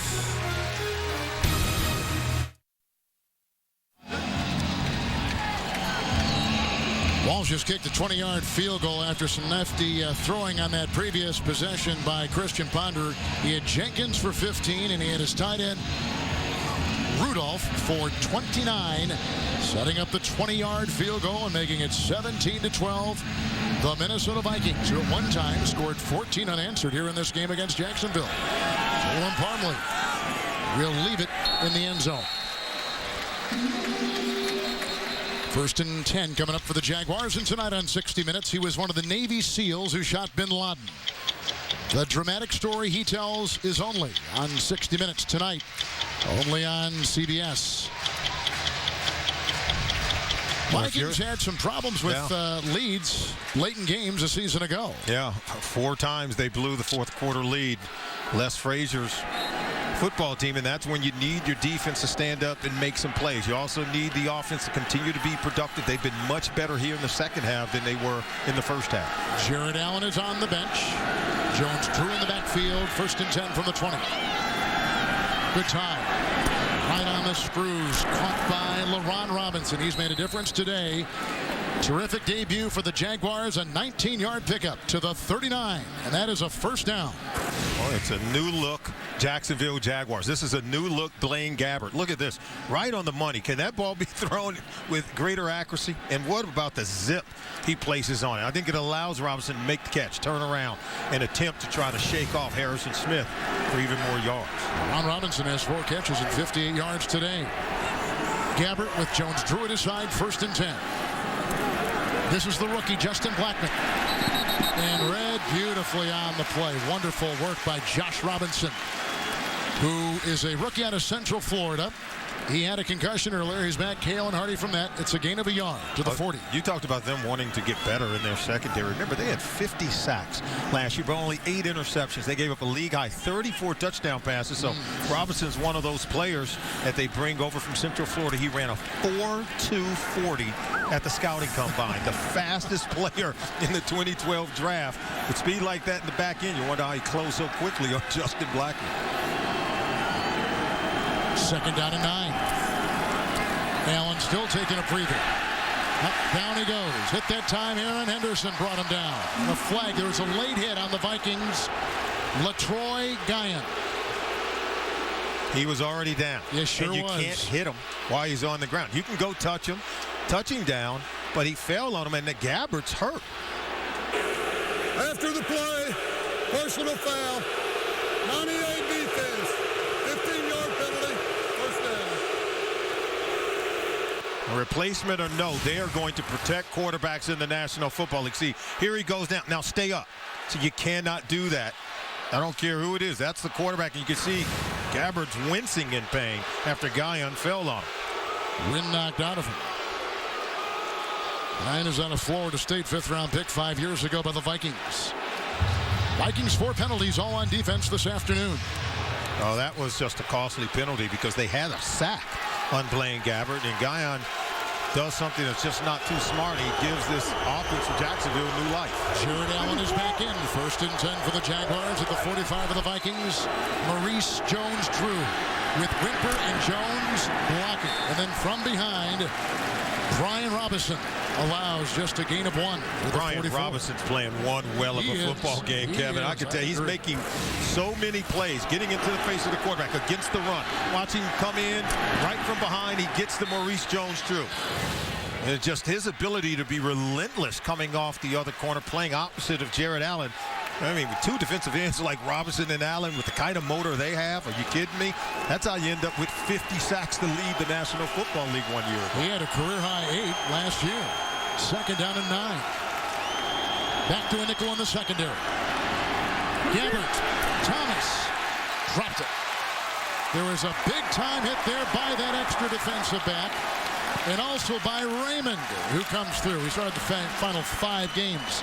Mistrail Raymond out of South Florida. It's been well documented how this secondary really struggled 1 year ago, and so Gabbert takes a shot downfield, and you can see with 2 new safeties on the back end of that defense, they're able to keep him from coming down with the ball. It's Raymond, it's Harrison Smith converging in on Thomas to knock that ball out. Back to the nickel they go in the secondary. 3rd and 9 for Gabbert. Moves up. Mercedes Lewis has the first down. Brought down on the play by Chad Greenway. The catch and run takes him to the 32. 12-yard pickup on 3rd and 9. A Jaguar first down. What did Blaine Gabbert call 3rd down situations here at the Metrodome with Allen and Robinson coming after him? He calls it 6 seconds of drama. And he said he was going to have to maintain his composure, and he did it on that play, Kevin. He stayed alive, he fought, kept his vision downfield, and found an open receiver to pick up the first down. Brewster still playing for Evan Britton at that left guard. Jones drew in the backfield. 1st and 10 from the 32. Maurice dancing, and then he was slowed up on the play by Smith, the rookie from Notre Dame, who had a hold of his ankle and slowed him up just enough to get whacked. It's a gain of 4, the 28. Oh, we told you at the beginning of this drive, the Vikings defense 1 year ago struggled to put teams away in the 4th quarter, where they gave up leads in 4 of their 16 games once they got into the 4th quarter. Now, if you're Kevin Williams, you're Jared Allen, this is where you earn your money. Got to be able to get off the field, but Blaine Gabbert right now is making plays. The tight ends in the backfield, one of which is in motion. 2nd down and 6. Jones drew. Tackled by Chad Greenway. Pro Bowler a season ago, and he loses a yard back to the 29. That was just a good read by Chad Greenway. He felt the flow of the blockers and watch him knife in underneath. You know that's where the ball wants to go, and that's where you have to be as an inside linebacker on this defense. Without the benefit of a training camp, Jones-Drew can't be as sharp as he normally would be. I just totally agree, but can he be effective enough? Remember, Rashad Jennings started this game, and now MJD has to come in and finish it. Watch Shorts at the top of your screen. He's had a couple 3rd down catches today. 3rd and 7. Into the nickel, Gabbert. Good block by Wimper. They were going for Shorts, and it was broken up beautifully by the linebacker, Chad Greenway. He authors a perfect defensive set right there. Wonderful play by the Pro Bowler. Oh, watch Greenway. He'll come right out of nowhere right there. And look how he knifes in. We call that route recognition. It was a combination route between the 2 receivers on that side. If one goes high, you go to number 2, knife in underneath. Try to steal one or bat it down. Just great read by the 6-year linebacker from Iowa. Good day so far for Scobie. Re-signed in the offseason, 47-yard try. Right down the middle. And it is a new score in Minneapolis. 9:35 to play. The Jaguars have come to within 2 in the debut of Mike Mularkey. Gabbert, and take a look at the drive he just engineered. Had a 19-yard pass to Robinson, a 12-yard catch and run by the tight end Lewis, who caught a 1-yard touchdown earlier in the day. Helping a 47-yard field goal by Scobie in a 2-point game, and Scobie's got the ball teed up to kick it away to Harvin for Minnesota. Well, Blaine Gabbert is a fighter, and so are these Jacksonville Jaguars. Harvin watches it scoot right by and go out of bounds. Touchback to the 20. A 2-point lead, and Christian Ponder sends his offense to the floor. The NFL on CBS is sponsored by Bose, the official home audio sponsor of the NFL. FedEx. FedEx does more than shipping. FedEx, solutions that matter. And by the Samsung Galaxy Note 10.1 with S Pen. Note the new way. Back here in Minneapolis, next Sunday, the NFL on CBS features doubleheader games. First, the Ravens rumble with the Eagles. And we'll be in Miami for the Raiders and the Dolphins. Then the Jets tangle with the Steelers. Check local listings beginning with JB, Dan, Coach, Shannon, and Boomer on the NFL Today. Peterson in the backfield. Touchback on the kickoff after the field goal of 47 yards. It's 1st and 10. Peterson, and with an arm around his waist was Jeremy Minson. He drags him for a couple. It's a pickup of 5. He's up to the 25-yard line. We're taking a look at there have not been a lot of defensive line substitutions for the Jaguars today. Oh, the Jaguars have really taken advantage defensively of how well their offense have taken control of the game and had more snaps. Right now, Minnesota's only reeled off 39 offensive plays, so this would be a Jaguar defense that's rested in the fourth quarter. In the base right now, 2nd down and 5. Ponder, who's looked very good. Good looking catch. Michael Jenkins with the grab, working on Ross on the near side. He's to the 41, 16-yard pickup and a first down. You know, one thing about both quarterbacks, Blaine Gabbert, Christian Ponder, they can sling it. This comeback route outside the numbers, look at that. Right on the money to Jenkins, 2 feet down for a completion. He beat Aaron Ross, a stumbling Aaron Ross on the play. That ball's placed in perfect position where only his guy could get it, and Jenkins, 2 hands, 2 feet, completion. Good point. Ponder, what about this? He's at 10 of his last 11, and he's gone 13 of 18 today. He's gotten better as the game has gone on. I agree. Gerhardt is in now. 1st and 10. Harvin blocked by Rudolph. Chased by Puzlesny. Hit by Mathis. Weaving his way to the 39-yard line. A catch and run of 20 yards. First down, Minnesota. He is a gamer. You want to get him the ball in space, and that's exactly what happens. But watch what he does to the unblocked defender. First guy can't even pull his flag, Kevin, let alone tackling in the open field. And then his ability to accelerate for even more yards once he makes that first guy miss. He's been thrown to 7 times today. He's caught it 6 of the 7 for 84 yards. Devin Aroma-Shadu will be at the bottom of your screen. A few times he's been in today. Peterson in the backfield from the 39, 1st and 10. Adrian Peterson. Stuck, hit hard. Puzlesny. A gain of a yard to the 38. Right now, Harvin is the leading receiver in this game for the Minnesota Vikings. He's caught 6 balls, whether it's coming out of the backfield or downfield, and then he's run it another 3 times for 12 yards. But his ability to make things happen when he gets the football in his hands, he has his defense for Jacksonville on high alert. You better know where he is at all times. Right now, 96 total yards in the game. You mentioned this. He was the most targeted receiver in the NFL a season ago. 2nd and 9. Good looking catch. Aroma-Shadu with the grab down to the 20. Hit by Allen among others. 18-yard pass. A good one by Ponder. A great catch by Aroma-Shadu. And right now this offense is clicking. Bill Musgrave has gotten Christian Ponder into a rhythm. A lot of things coming off of play action. A lot of times they're using Percy Harvin to sort of lure the defense away from guys like Aroma-Shadu, from other guys like Michael Jenkins, who are now starting to catch the ball. But Ponder is clicking in this offense called by Bill Musgrave. First down and 10 from the 20. Harvin. Then a big-time block by Felton. That opens the door to the 14-yard line. 6-yard burst by Percy Harvin.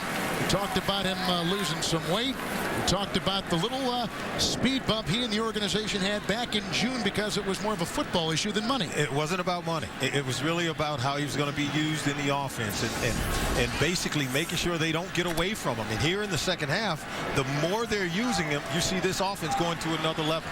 The defense is on high alert, trying to find out where number 12 is. Other guys are now getting into the mix.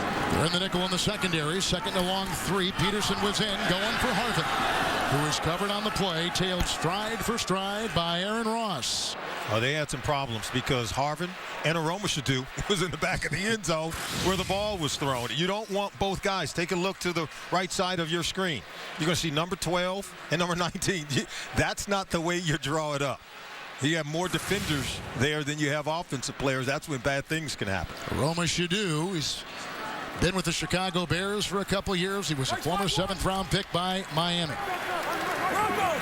3rd and long 3. Rudolph has been big on 3rd downs today. Let's see what happens here. Peterson was in the backfield. Ponder. Flag. Hit by Mincy, who's been all over the field today, hustling like crazy down to the 11 on a gain of 2. But a flag, as we said, tossed. Vikings playing with new guards this year. Fusco on one side, Johnson on the other. Holding, offense number 74, 10-yard penalty, replay 3rd down. See, that's Charlie Johnson, who's been a very good player over his years with Indianapolis. He played in a couple Super Bowls, but they moved him to left guard after he played left tackle a season ago. Yeah, you can see right there. That's where the holding, just on the right side of your screen, number 74 right there. He let him go a little too late, locked up against Terrence Knight, and that's when they threw the flag on. Extra linebacker in is Morgan. Extra defensive backs are ill. Christian Ponder. At the fingertips of Rudolph, who they've been looking at on third down today. This time he can't lasso the pass. Coverage among the many by Dwan Landry. So Rudolph may have short-armed this one just a little bit. I thought it was a catchable ball thrown right over the middle of the defense. It's a good throw. Short-arm it just a little bit. Right. You know he could extend himself just a little bit more to get both hands onto the football. See, he didn't sell out. He wasn't all in, so to speak, on hauling that one in. See, as a defensive back, you can take great pride in that, can't you? Huh? Oh, absolutely. You got to let him know you're in the neighborhood. 42-yard field goal by Blair Walsh. And he is in the neighborhood with that one right between the goalposts. 42-yard field goal. Vikings go up by 5. 5:33 to play.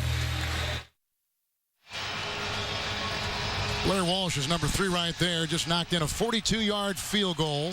He had a 20-yard field goal moments ago. Vikings have scored 4 of the last 5 times they've had it. Blair, a terrific young rookie out of Georgia, set an SEC record for career points. Longwell is long gone here from the Vikings in the kickoff. Parmalee.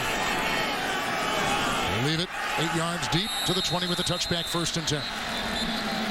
Here comes Gabbert. He's had a good day like Ponder. These two maligned second-year quarterbacks from a year ago are showing their stuff today. The NFL on CBS is sponsored by Merrill Lynch Wealth Management. And by Subway. It's Subway's birthday, and everyone is celebrating with $5 footlong faves all September long. Wednesday in primetime, join JB, Chris Collinsworth, and Phil Simms with special guest Bill Cowher for a view of our Sunday tradition that's uniquely Showtime. It's Inside the NFL, Wednesday on Showtime.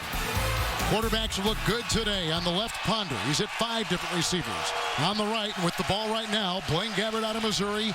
He's hit 8 different receivers. Jacksonville down by 5. 5.5 to play. Jones Drew in the backfield. Touchback on the kickoff after the 42-yard field goal. It's 1st and 10. Nice catch. Low. Grabbed. LaRon Robinson, who has an 8-yard gain right there to the 28. We've talked so much about the improvement we've seen today from Blaine Gabbert. You can see he completed just 50% of his passes last year. And I could just tell you right now, in the 4th quarter where he struggled last year, this year, of course, he wants to play better in the 4th quarter, but we've already seen him play better in the first 3 quarters of today's game. He's got to burn a timeout here. Something happened in the communication. Costly timeout. 2 left for the Jaguars.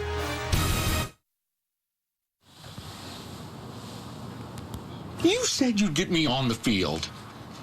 I did get you on the field. You are Brian Arakpo, all-pro linebacker. Surely you could do better than this. Come on, sunshine. It's game time. Squad's waiting. This is embarrassing, Brian. They've got me on the bottom of the pyramid. You know what else is embarrassing? Paying too much for car insurance. Geico. 15 minutes could save you 15% or more on car insurance. Welcome back to the Metrodome. The Jacksonville Jaguars had to burn a costly timeout, Kevin. I don't think they should have had to use it. Remember, we just came out of a TV break. You can see Mike Mularkey, other coaches discussing their inability to get the play into Blaine Gabbert in a timely manner. So it's a breakdown in the functioning as they streamline those plays from upstairs to on the field to their quarterback, and it cost them that timeout. It is a new offensive staff. Oh, absolutely. They're still working things out as well, but you don't want it to cost you on game day. 2nd down and 2. Jones Drew. And Burrows for perhaps 2. Let's see where they spot it. I think he's going to be shy of the 30-yard line. You saw the heap jumping on him when he took the ball. Now you saw them run that play.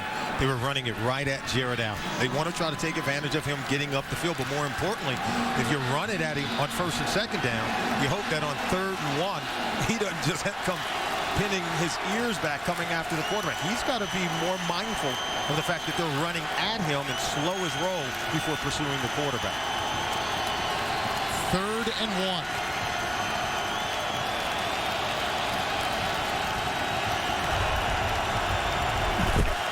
Aikman on the move. Gabbert, he is a big kid. Looked like he backed his way in, crossing the 30, which should be good enough for the first down on the 3rd and 1.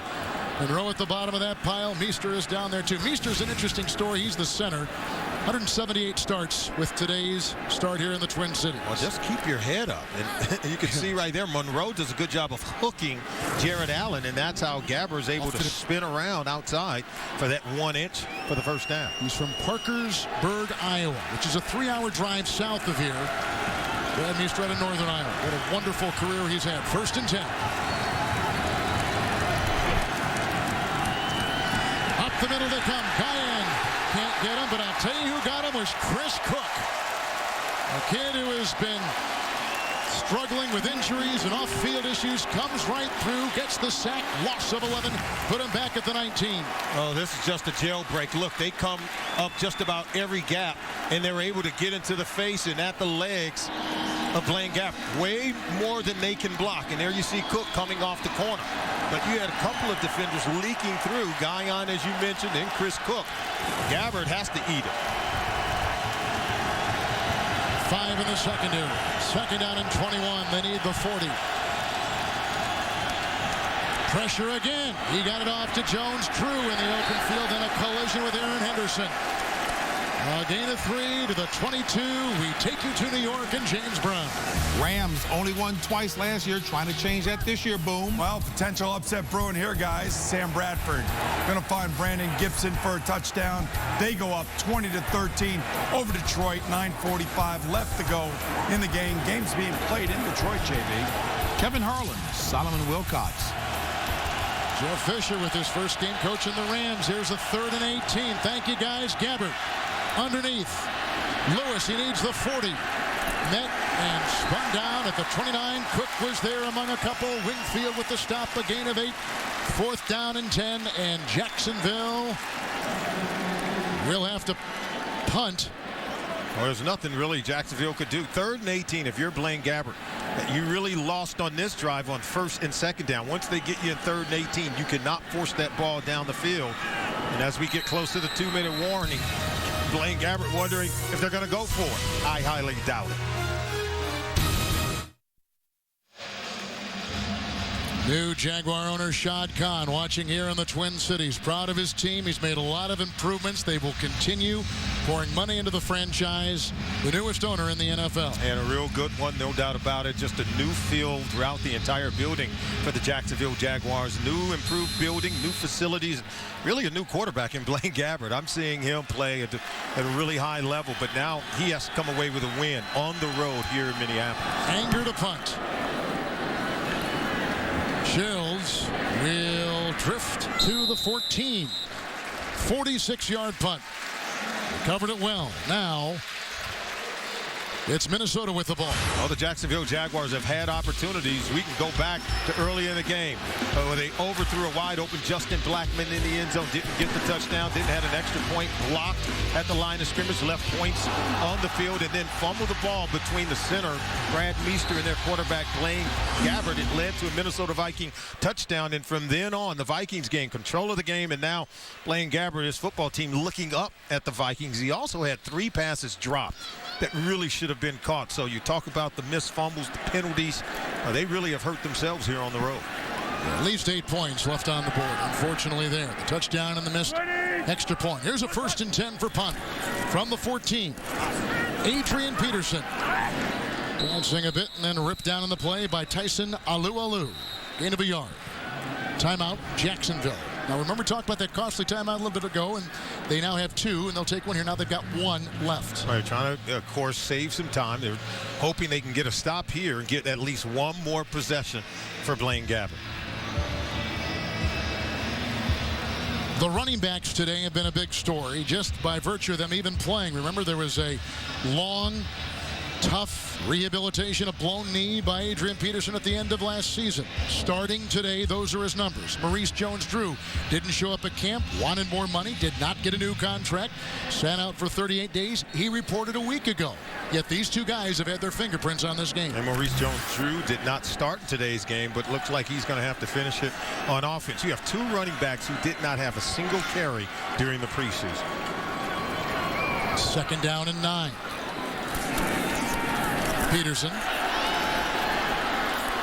Ross hits him. Because Lesney finishes him off in a flag.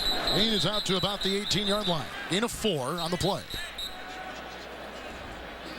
See, one thing about this now, with the penalty, the clock stops. Absolutely. That's huge. You don't want to take it. You don't want to take it. Illegal block below the waist. Wow. Offense number 84. Half the distance. Still 2nd down. I don't know why they didn't decline it. Wouldn't you decline it? Well, you still, right now, the clock is stopped. It'd be 3rd down if they declined it. 3rd down if they declined it. I don't know why it's 2nd down now. They did decline it. Okay, yeah, that to me would make sense. Because that was not announced, and you can see that they. And now it is 3rd down. 3rd and 6. Gerhardt in the backfield. Good play by Allen. Came and slowed him up. Finished off by Mincy. Loss of a yard. Timeout taken. Push the ball now back to the 17. Look how nicely that penalty stopped the clock. They stop it here with 1:31. It's now 4th down. They got a punt. Some nice strategy by Mike Mularkey. And remember, Mike Mularkey, Blaine Gabbert, they didn't know if they wanted to punt it or go for it on 4th down. They do punt it on 4th down, but they smartly get the stop. They deny the penalty so that they create the 3rd down situation. Didn't get a stop there. Use that final timeout to stop the clock at 1:31, and now they're going to get the ball back. One more possession for Blaine Gabbert with an opportunity to get the ball game. It's very interesting strategy, and it worked for Mike Mularkey. You give yourself a chance. And the penalty was huge. Stop the clock and advance the down. Yep. And here we go now. The punt will come from Chris Kluwe, who will let this fly at about the 5. Jacksonville is out of timeouts. Vikings have 3. Thomas is deep back for the Jaguars inside the 35. Kluwe has been known to outkick his coverage, Kevin. He can't outkick the coverage here and allow Thomas to return. Let's see what kind of hang time he's got. Bad punt. Hit the hang time. Takes a great bounce, though, from the 45 all the way to the 24. Oh, my gosh. Kluwe got lucky on this one. He was thinking exactly what I said. He's been known to outkick his coverage. He had 9 punts returned for touchdowns, most of any active punter in the National Football League. So what does he try to do? He tries to not outkick it. He ends up shanking one. And so it dribbles, and it's able to bleed the clock a little bit and pinning Jacksonville inside their 25-yard line. They got a 21-yard roll, 59-yard punt. All right, no timeouts. 24-yard line. Gabbert, 1st and 10. Deploying the 4 receivers with Jones, Drew in the backfield. 5 in the Vikings secondary. Gabbert, Shorts, 1st down. Good catch by Cecil Shorts. Tackle made by Raymond. 20-yard pickup. No timeouts to work with for Jacksonville from the 44, 1st and 10. Gabbert with time. Jones drew to the 49. Hit on the play by Harrison Smith. That's a pickup of 7 yards. Clock continues to roll. Keep your eye on Jared Allen, Brian Robinson, the 2 defensive ends. Gabbert's got to get rid of the ball quickly. It's 2nd down and 3. Now he's rolling around. Gets away from Williams. Chased by Allen. And finds a receiver, but it's out of bounds. Shorts was on the chalk. It's incomplete. Clock stopped at 36 seconds. And Shorts catches it, but he doesn't maintain catch of the ball after he hits the ground. There you see he's hit. He hits the ground. Ball comes out. That's why it's ruled an incompleted pass. Jones Drew is checked out. 3rd and 3. Talked about the 4th quarter leads given up by this defense 1 year ago. 4 times it happened in ball games, and all because of the secondary and their inability to stop the quarterbacks. 5 in the secondary, 3rd down and 3. Owens was in the backfield offering a block, and it was almost picked off on the play. Almost picked off on the play by the linebacker Greenway, who's had a marvelous game in the linebacking core for the Vikings. Oh, watch him on the left side of your screen. His ability to read the eyes of the quarterback, more importantly, read what we call the pattern of the wide receivers. He's not quick enough to stay with Justin Blackmon, and he doesn't have to be when you're as smart as he is. He understands pattern reading, and he can get himself into the throwing lane. Nearly had an interception there. They need the 46. 4th and 3. Gabbert. He's got it. Shorts make it the wide receiver Justin Blackmon on the near side. Working on rookie Harrison Smith. 10-yard pickup down to the 39, and the clock is at 27 seconds. And that time, instead of sitting down in the area, Blackmon continued to run his route toward the line of scrimmage. Watch Chad Greenway. He can't get far enough to the sideline. And on the last one, where Blackmon was stationary, he was able to get there and bat the ball down. So just an adjustment on the route run by the wide receiver. They're able to get the completion. Owens is in. 1st and 10. Taking a shot. Going deep and caught by Shorts. It is a touchdown. A 39-yard touchdown pass. Gabbert to Cecil Shorts. We talked all day about the arm strength of Blaine Gabbert, and finally they forced this Viking defense to defend every blade of grass. We told you they gave up 34 touchdown passes 1 year ago, the most of any secondary in the National Football League. You just wondered when and where was going to happen in this ball game. Was Blaine Gabbert and that great arm strength was going to challenge this much maligned secondary before the game was over. Now they get it at the end of the 4th quarter. Blaine Gabbert on the road, almost vindicated from all the things that we talked about last year. Critics killed him, and now he's bouncing back, and I just think he's a true competitor. And what a courageous throw to Shorts for the touchdown. They beat Chris Cook with Cecil Shorts. He is from Division III Mount Union, a 4th-round pick last year, a record-breaking career. He only had 2 receptions all of last season. He just caught the pass of his life for 39 yards. They're going for 2. Jones True is in. Gabbert to Blackmon, and 2 more on the board. It is a 23-20 lead for the Jacksonville Jaguars with 20 seconds to play in regulation. Unbelievable. This crowd is in disbelief here at the Metrodome. And look at this, just great play design. Mike Mularkey brings Justin Blackmon across the formation. He's wide open.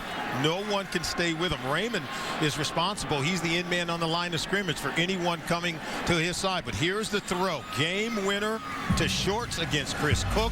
They get him matched up in man-to-man. And Gabbert told us if we can get the man-to-man coverage, we're going to take our shot down the field. And boy, did that. What a reception to contort and spin with a defender there in such a crucial time of the game. Cecil Shorts III and Blaine Gabbert. And you talk to his teammates, and we talked to him yesterday, the amount of respect that they've got for him is through the roof. And what do you think Mike Mularkey thinks about his prize pupil? Oh, he's proud of him. Quarterbacks, they are always defined by what they do in the 4th quarter of ball games. We showed you the numbers from last year on Blaine Gabbert, where he was woeful, sacked 4 times in situations such as this, and throwing a high number of interceptions, not completing a high enough number of passes. And now with the game on the line, he makes the money throw to Shorts for the game winner. Sherrills will be deep back. Now the Vikings have 3 timeouts. This is short, and it was picked up on the play by Asiata. Matt Asiata returns it for 23 yards. They'll spot him at about the 31-yard line. 3 timeouts for the Vikings. And now Blair Walsh, a rookie. And that's the target line right there. His long at Georgia was 56 yards. He's just got to get inside that 40-yard line. Is not where he needs that ball placed, just to be in position to kick one through. Peterson will be in the backfield. They need about 30 yards here. 1st and 10 from the 31. Christian Ponder. Aroma Shadu to the 44. Tackled on the play by Chris Brzezinski. It is a gain on the play at 26. and a timeout taken. The Vikings have 2 remaining. Remember, the Vikings need a field goal to tie it up, possibly send this one into overtime. And we called it a game winner over the Shorts, but not so fast. Both young quarterbacks really battling. We've seen both play better as the game has gone on. Now Christian Ponder is in that position with 7 seconds left. Do you take that shot at the end zone, try to get a timeout before time runs off the clock, trying to get it into field goal position, Kevin, or do you go for the end zone? 7 seconds, that's not a whole lot of time to have a completed pass and get the timeout call. Jaguars have 6 in the secondary. 1st and 10 for Ponder, looking for the tight end Rudolph, and shoved out of bounds on the near side by DeJuan Landry. They're 4 right there. seconds left. They sure are, and they're right at that target line we showed you, and here we go with a chance to tie. They hit the target line exactly. We told you they had to get inside the 40-yard line. Right now it's spotted right at the 37-yard line. Blair Walsh, 6th-round rookie pick out of Georgia. A 55-yarder to tie it. The hold from Kluwe. The snap from Loeffler. Oh, he's got it right down the middle.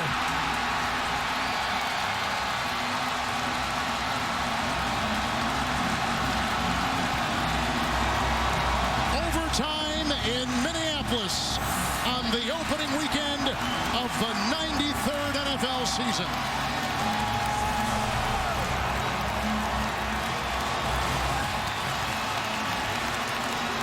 There's the kick by Walsh. He had it from the word go. Was never in doubt. And he had plenty of room to spare. It's a money kick by Walsh, sending this game into overtime. Ryan Longwell had been the longtime kicker. They drafted this guy to beat him out. Walsh is the one to knock it through from 55 yards away. And both young quarterbacks getting their team to this point. What an afternoon in the Twin Cities. Oh, it's been one heck of a ball game. It's been a terrific game. A bunch of flurries on offense by both football teams here in the 4th quarter and mainly here in the 2nd half. Walsh knocks one in from 55. The 26-yard pass to Aroma Shadu was huge for the Vikings.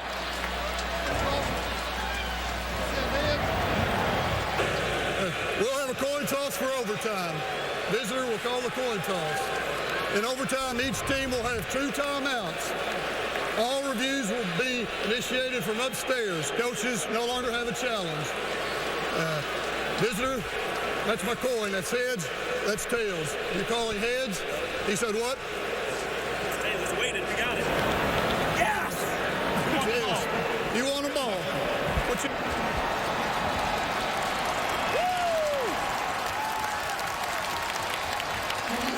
Vikings get it. Blair Walsh, a Georgia Bulldog, with a 55-yarder to send it to OT. You got it. Here are the rules with overtime in Minneapolis. 1 15-minute quarter. Both teams must possess ball once unless the touchdown or the safety is scored in the first possession after the kickoff. And if the score is tied after each team's first possession, you see the next scorer will win the game. 2 timeouts per team. And as our referee today here in Minneapolis, Robert Dalton, told us no coach's challenge, only booth reviews. Quarterbacks today have certainly been entertaining. 2 second-year quarterbacks, maligned as rookies, have come out strong in their second NFL campaign. And Blaine Gabbert thought he had that game-winning touchdown over the Shorts in the corner of the end zone, but the Vikings go to get that game-tying field goal in regulation. This is Percy Harvin who will take the kickoff. And he rotates his way through tackles. William Middleton finally gets his hands on him and tears him down near the 25 on a 30-yard return. Take a look at Walsh. He was able to nail it, made a 55-yard field goal. And Blair Walsh came up big for his football team here in Minnesota. A lot of storylines in this game. We've talked about the 2 second-year quarterbacks. We talked about 2 running backs who neither had the benefit of a full-flavored preseason training camp. More so Peterson than the holdout Jones-Drew. It is 1st and 10. Adrian Peterson busting free, getting a block from Jenkins. He's brought down the play by Paul Posluszny, galloping his way to the 35. Picks up 10. It's a first down. Take a look at the offensive line. Just excellent blocking up front, and then good read by Adrian Peterson. We talked about the receivers and their willingness to block to the outside. Picks up one from Michael Jenkins, and he's able to get another first down.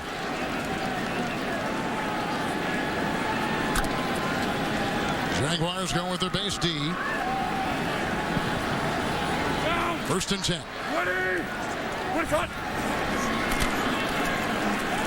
Ponder. Here comes Mincy. Underneath.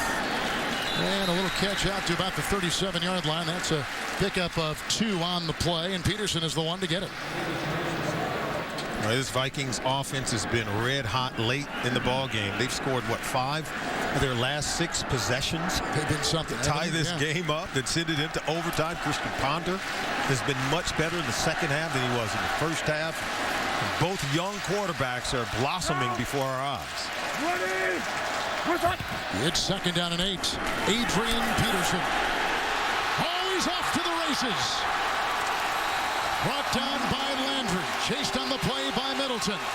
A 21-yard pickup by AP on the heels of a 10-yard run moments ago. Take a look at it. They get a seal and then a block by the fullback, and that's what gets him to the second level. And you get Peterson to that next level. You said he could be off to the races, but boy, is he running with guts, guile, and determination. Even though he told us himself he's less than 100%. He's now the career rushing leader in franchise history with the Minnesota Vikings, surpassing Robert Smith. They've gone to the nickel in the secondary for Jacksonville from the Jacksonville 42, 1st and 10. Harvin was in. Ponder to Aroma-Shadu. Out of bounds, Landry with the tackle. Devin Aroma-Shadu, the catch to the 25. 17-yard pickup and a Minnesota first down. And now you're seeing why both quarterbacks had a first-round grade on them 1 year ago. Look at this throw. That's just a whip from Christian Ponder while on the run to put that kind of arc on it, drop it in over the defender in front of the safety Lowry over to Devin Aroma-Shadu. Just a really nice throw on the run, off balance, but still the arm strength to get it in. Stephen Burt is the new receiver on the near side. 1st and 10. Percy Harvin.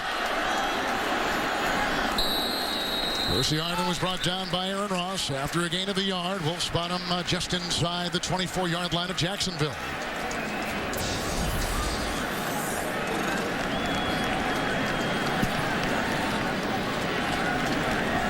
Vikings on the move here in overtime, facing 2nd down and 9. A 55-yard field goal by Georgia rookie Blair Walsh tied the game as time expired.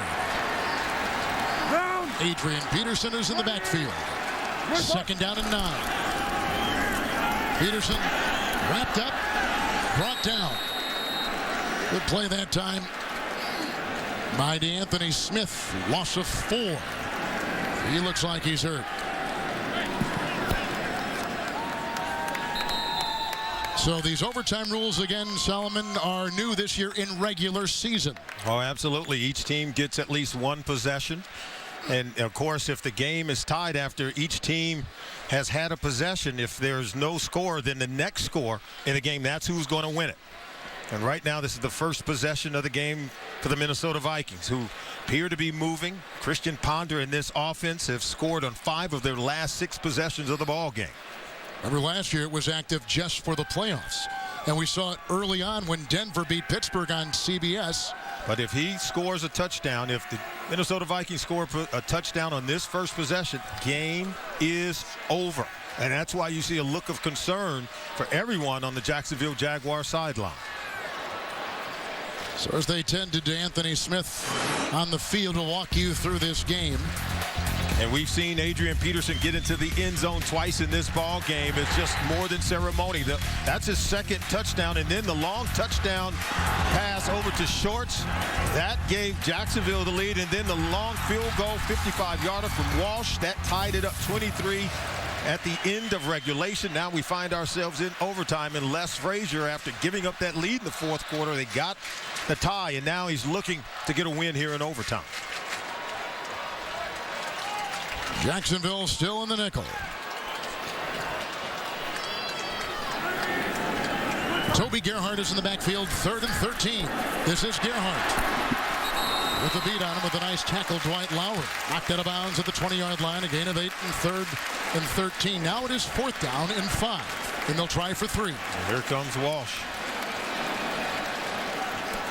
Walsh hit the 55-yarder. He's also hit a 42-yard field goal this afternoon. And a 20-yarder earlier on. And remember, a field goal doesn't win it. A touchdown would. 38-yard try for the lead. Blair Walsh. And Minnesota has got the 3-point lead a couple minutes into OT. Now the focus goes on Jacksonville quarterback Blaine Gabbert. We've gone back and forth all afternoon long with these two second-year quarterbacks. Pressure on Blaine Gabbert now. He has to score. Of course, a touchdown for Jacksonville would win it for him right here on this possession in overtime. Big kicking today in his NFL debut by Georgia rookie Blair Walsh of the Minnesota Vikings.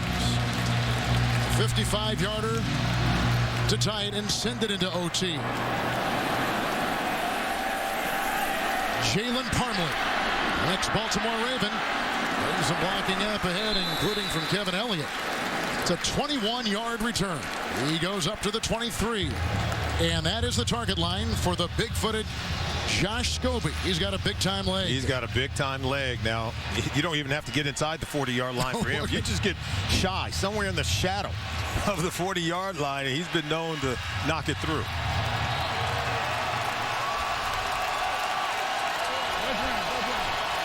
Vikings in their base.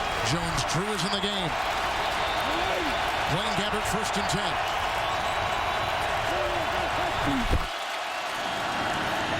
Dropped. Robinson, who's had sure hands today in his Jacksonville debut. The former Dallas Cowboy. That's the 6th drop by the Jaguars. Second down and 10. Yeah, Blaine Gabbert's had a number of them drop. Number of passes go off the hand or chest of his intended receiver. He throws a hard ball. So that one not easily caught by Lauren Robinson. 5th defensive back Josh Robinson has been added for the Vikings. Jones-Drew remains 2nd down and 10.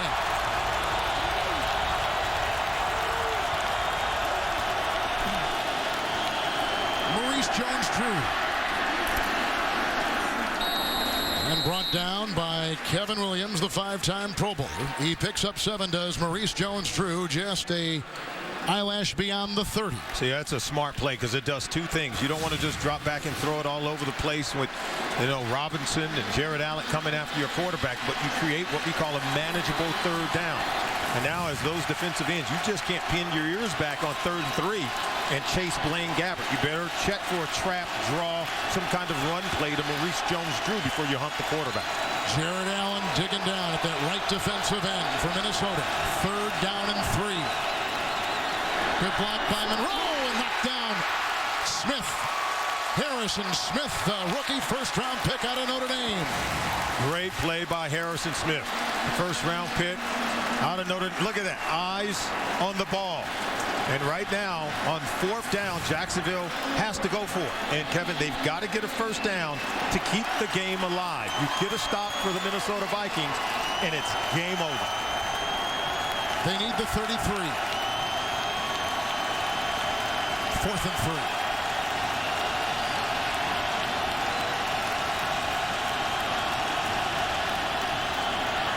Gabbert. Vikings win.